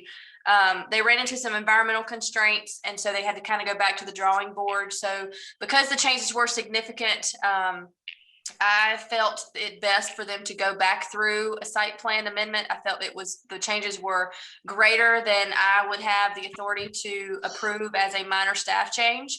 And so that is why they're needing to come back for a public hearing. So that resolution is to set the public hearing for October the 14th. Very good. Ms. Walker, this is an appropriate time, I think, for you to let us know the changes for voting on issues, which you have coming up in your clerk's report. Yeah. Oh, you want it now? Yeah, let's do it now because it's pertaining to this this issue. Okay. Okay. Well, if everybody has a copy of their agenda, I will actually read the information. Session Law 2021-35 is an act to amend the statute authorizing the use of remote meetings during certain states of emergency. And if everybody will remember, we're still under a state of emergency by the governor. It became effective July 1st, 2021, and changes the requirement that 24 hours are required following a public hearing to receive written comments.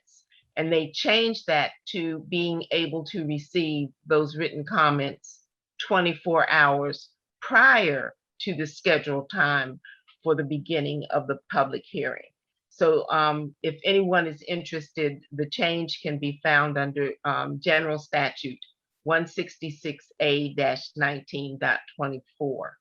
So that means with the public hearing that she's setting the hearing for, even though we may be virtual, we don't have to wait 24 hours this time before Very you good. can vote on it. Stacy, and that date again was what, please?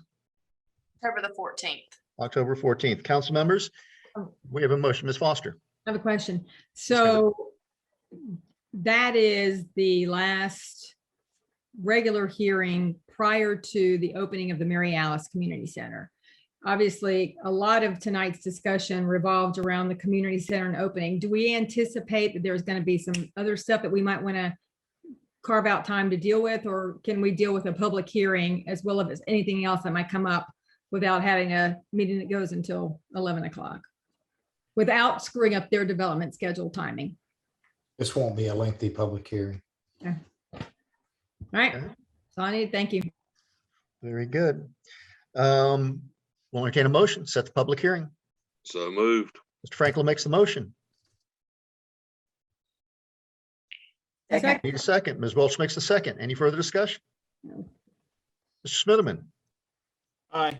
Ms. Welch, Aye. Ms. Hunt, Aye. Mr. Franklin, Aye. Dr. Sadler, Aye. Ms. Foster.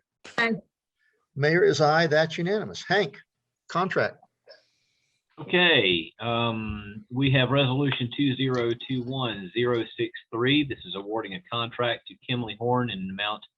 Now, this has changed from your agenda item. The amount is $419,853.92.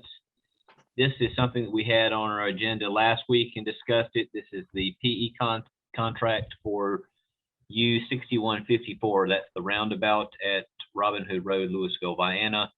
And we have finally, in literally the 11th hour before the meeting this afternoon, gotten the approvals from the NCDOT for the contract to move forward. That is why we are able to have this on your agenda for your approval. This contract will get started on the engineering design work on the roundabout itself, conduct the necessary environmental studies that need to be done, and subsurface investigations for utilities as well. Excellent. Glad we can get this moving. Any questions for Hank? We'll entertain a motion, please. Mr. Franklin makes the motion. I'm sorry, Mr. Franklin. I'll go ahead and make the motion on this, but I do have a question. Hank, Very what was the Mr. Franklin, let's get a second real quick. Dr. Sadler makes a second. Very all good. right. Go ahead, sir. All right, the total cost for this roundabout is projected to be, what portion of this 419 is, or 419 is the total cost? Or projected? 419,853.92 is the total cost. That's for of the that. PE. Of that, it's broken up into, I guess it would be subsurface utility exploration and right-of-way acquisition services come to 116,000. That's not what I'm asking, Hank. Is this going to be a $3 million project, a $2 million project? What piece of this, the PE work, is of the total contract projected to be? We don't know that at this point. Oh, I can, back in 2018, when it was initially estimated, it was $1,270,000. that's what I was thinking about. This is a pretty big chunk of that initial. It is. Yeah. And that's why we had some discussion about going back in December for supplemental funds because of the growth of this project economically. Okay. We do anticipate it being a little higher than that, since this is a, old project that was estimated years ago. Okay. All right. I just remembered it was like $1.5 million or something, and this seemed to be a big chunk of that. Right. Very good. Any other questions? So we have a motion and a second. Mr. Smitherman, Aye. Ms. Welch, Aye. Ms. Hunt. I heard her. She's muted. Pastor. Just yell, Ms. Hunt. I can hear you in Go the ahead, other room. unmute Mayor Smith Hunt. Aye. Sorry, guys. Ms. Franklin, Dr. Sadler, Aye. Ms. Foster, Aye. Mayor is aye. That is unanimous. Council members, let me just pause and just say I truly appreciate your patience and positive temperament and focus and concentration. This is a lengthy agenda, and I appreciate all of the work you're doing this evening. All righty, Hank, you have 2 items for us on the Willow Run Municipal Service District. Okay, these were briefed last week as well. The first is ordinance 2021054. This is amending budget ordinance 2021001 in an amount of $5,000 to increase the WRMSD budget for the Emergency Action Plan EAP for Falmouth Dam. This, as you remember last week, was because the next order of business is to ask council to approve the contract to do the work for $16,800. That contract is a little bit too high for them to accomplish under their existing budget. Therefore, they are asking for an additional $5,000 as a budget amendment. Very good. Any questions for Hank? We'll entertain a motion, please. Motion. Ms. Foster makes the motion. Motion or second. Ms. Hunt makes the second motion. Motion second. Mr. Smitherman. Aye. Ms. Welch. Aye. Ms. Hunt. Aye. Ms. Foster. Aye. Mr. Franklin. Aye. Dr. Sadler. Aye. Mayor is aye. Thank you very much. The second second item, Hank, is Yes. to award the contract. Yes, that contract is for $16,800, which is resolution 2021064. It will be awarding the contract for the EAP to Grimes Engineering of Clemens. Very good. Entertain a motion, council members. So move. Ms. Welch makes the motion. Second. Mr. Franklin makes a second. Any further discussion? Ms. Foster. Aye. Mr. Franklin. Aye. Dr. Sadler. Aye. Mr. Smitherman. Aye. Ms. Welch. Aye. Ms. Hunt. Aye. Mayor's aye. That is unanimous. Very good. Hank, our Okay. CMAC. Yes, the next order, we had this put together this afternoon and Town Clerk Ms. Walker sent it out. This is the letter of support for additional funds for our CMAC project. Has everyone had a chance to look at that? We have. This is our sidewalk project.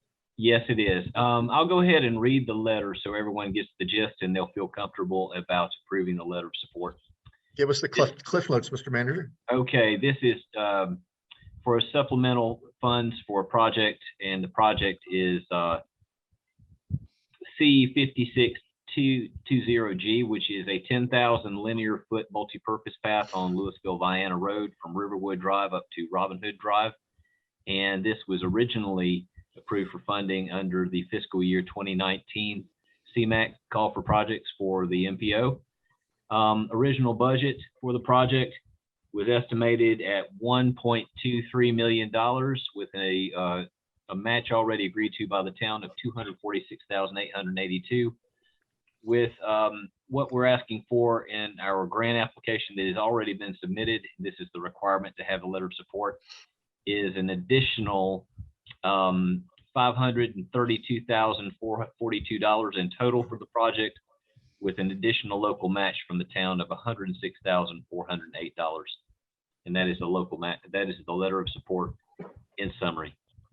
Very good. Any questions for the manager? This gets our sidewalk out to the new Louisville Middle School. With that, we'll entertain a motion.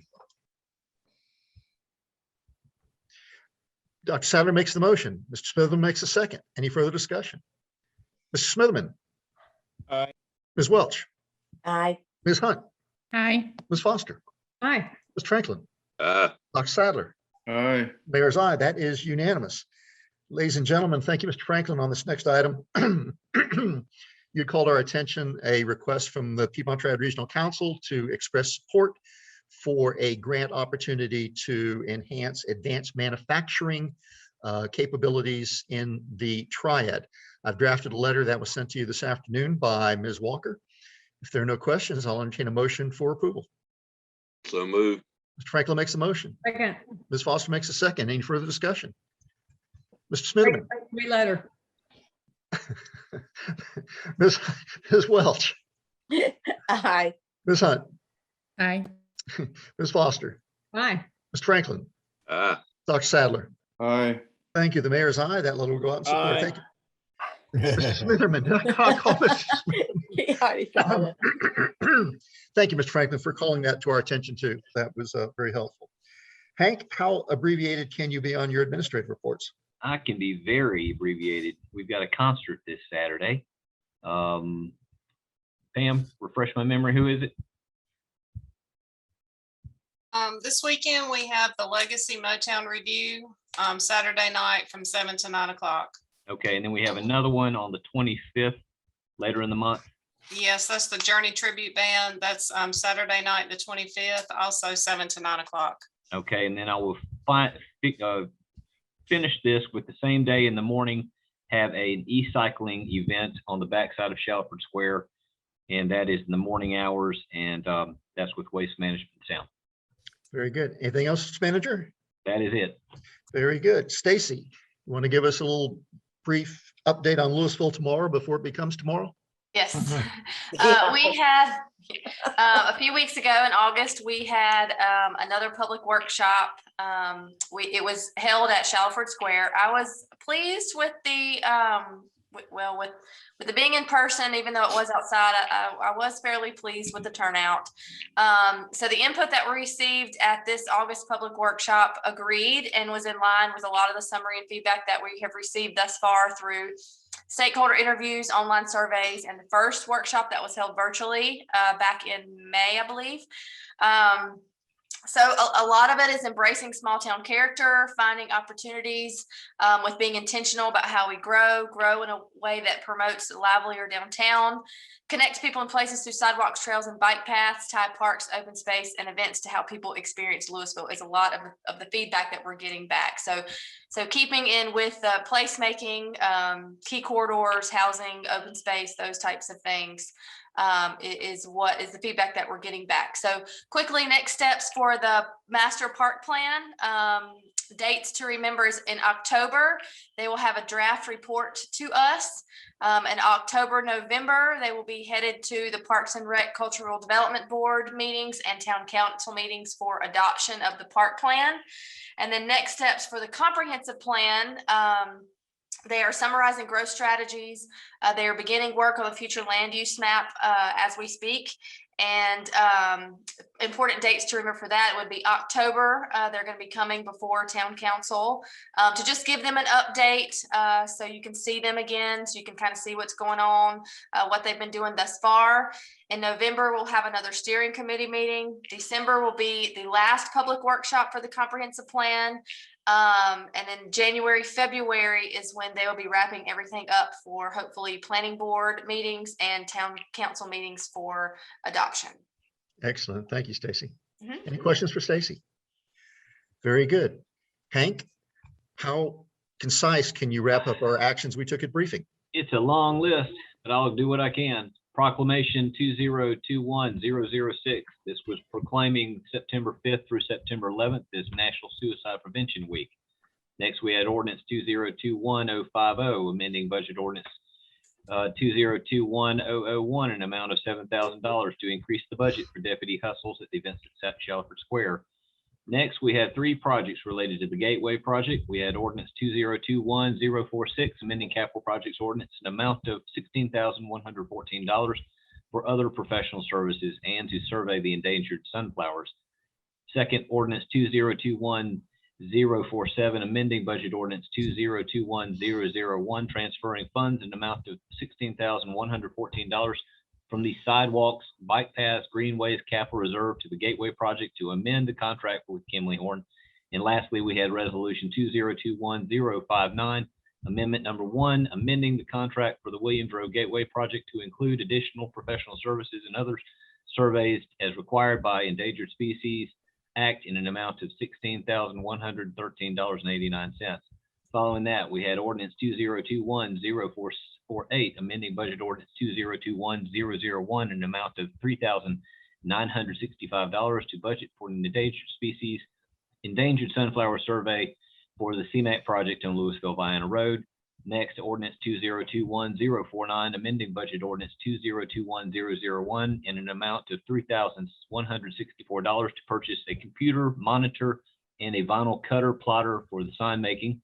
And then we had approval of grant letter for supporting the 205J project, requesting funds to assist with mapping of the existing stormwater system.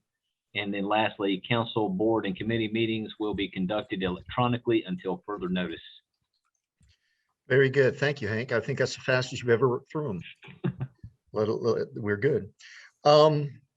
Ladies and gentlemen, if there's any of you still remaining out there who would like to offer comments during this last opportunity at our public forum, this is the time to do it. Stace, will you throw up our contact information? Well, don't throw it up. Put it up on the screen, although we are at the point that we're willing to entertain the first phrasing of that. All right. Okay. Ladies and gentlemen, if you wish to comment. Unless Susan Fry wants to talk again, we're good.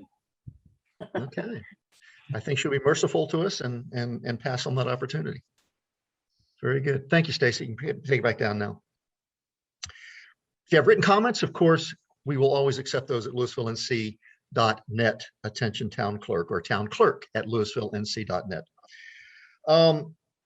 Council members, under council discussion, I'd like to figure out a way that we can dive into a discussion on a full-time program coordinator for the community center. I don't think tonight's the night to do that.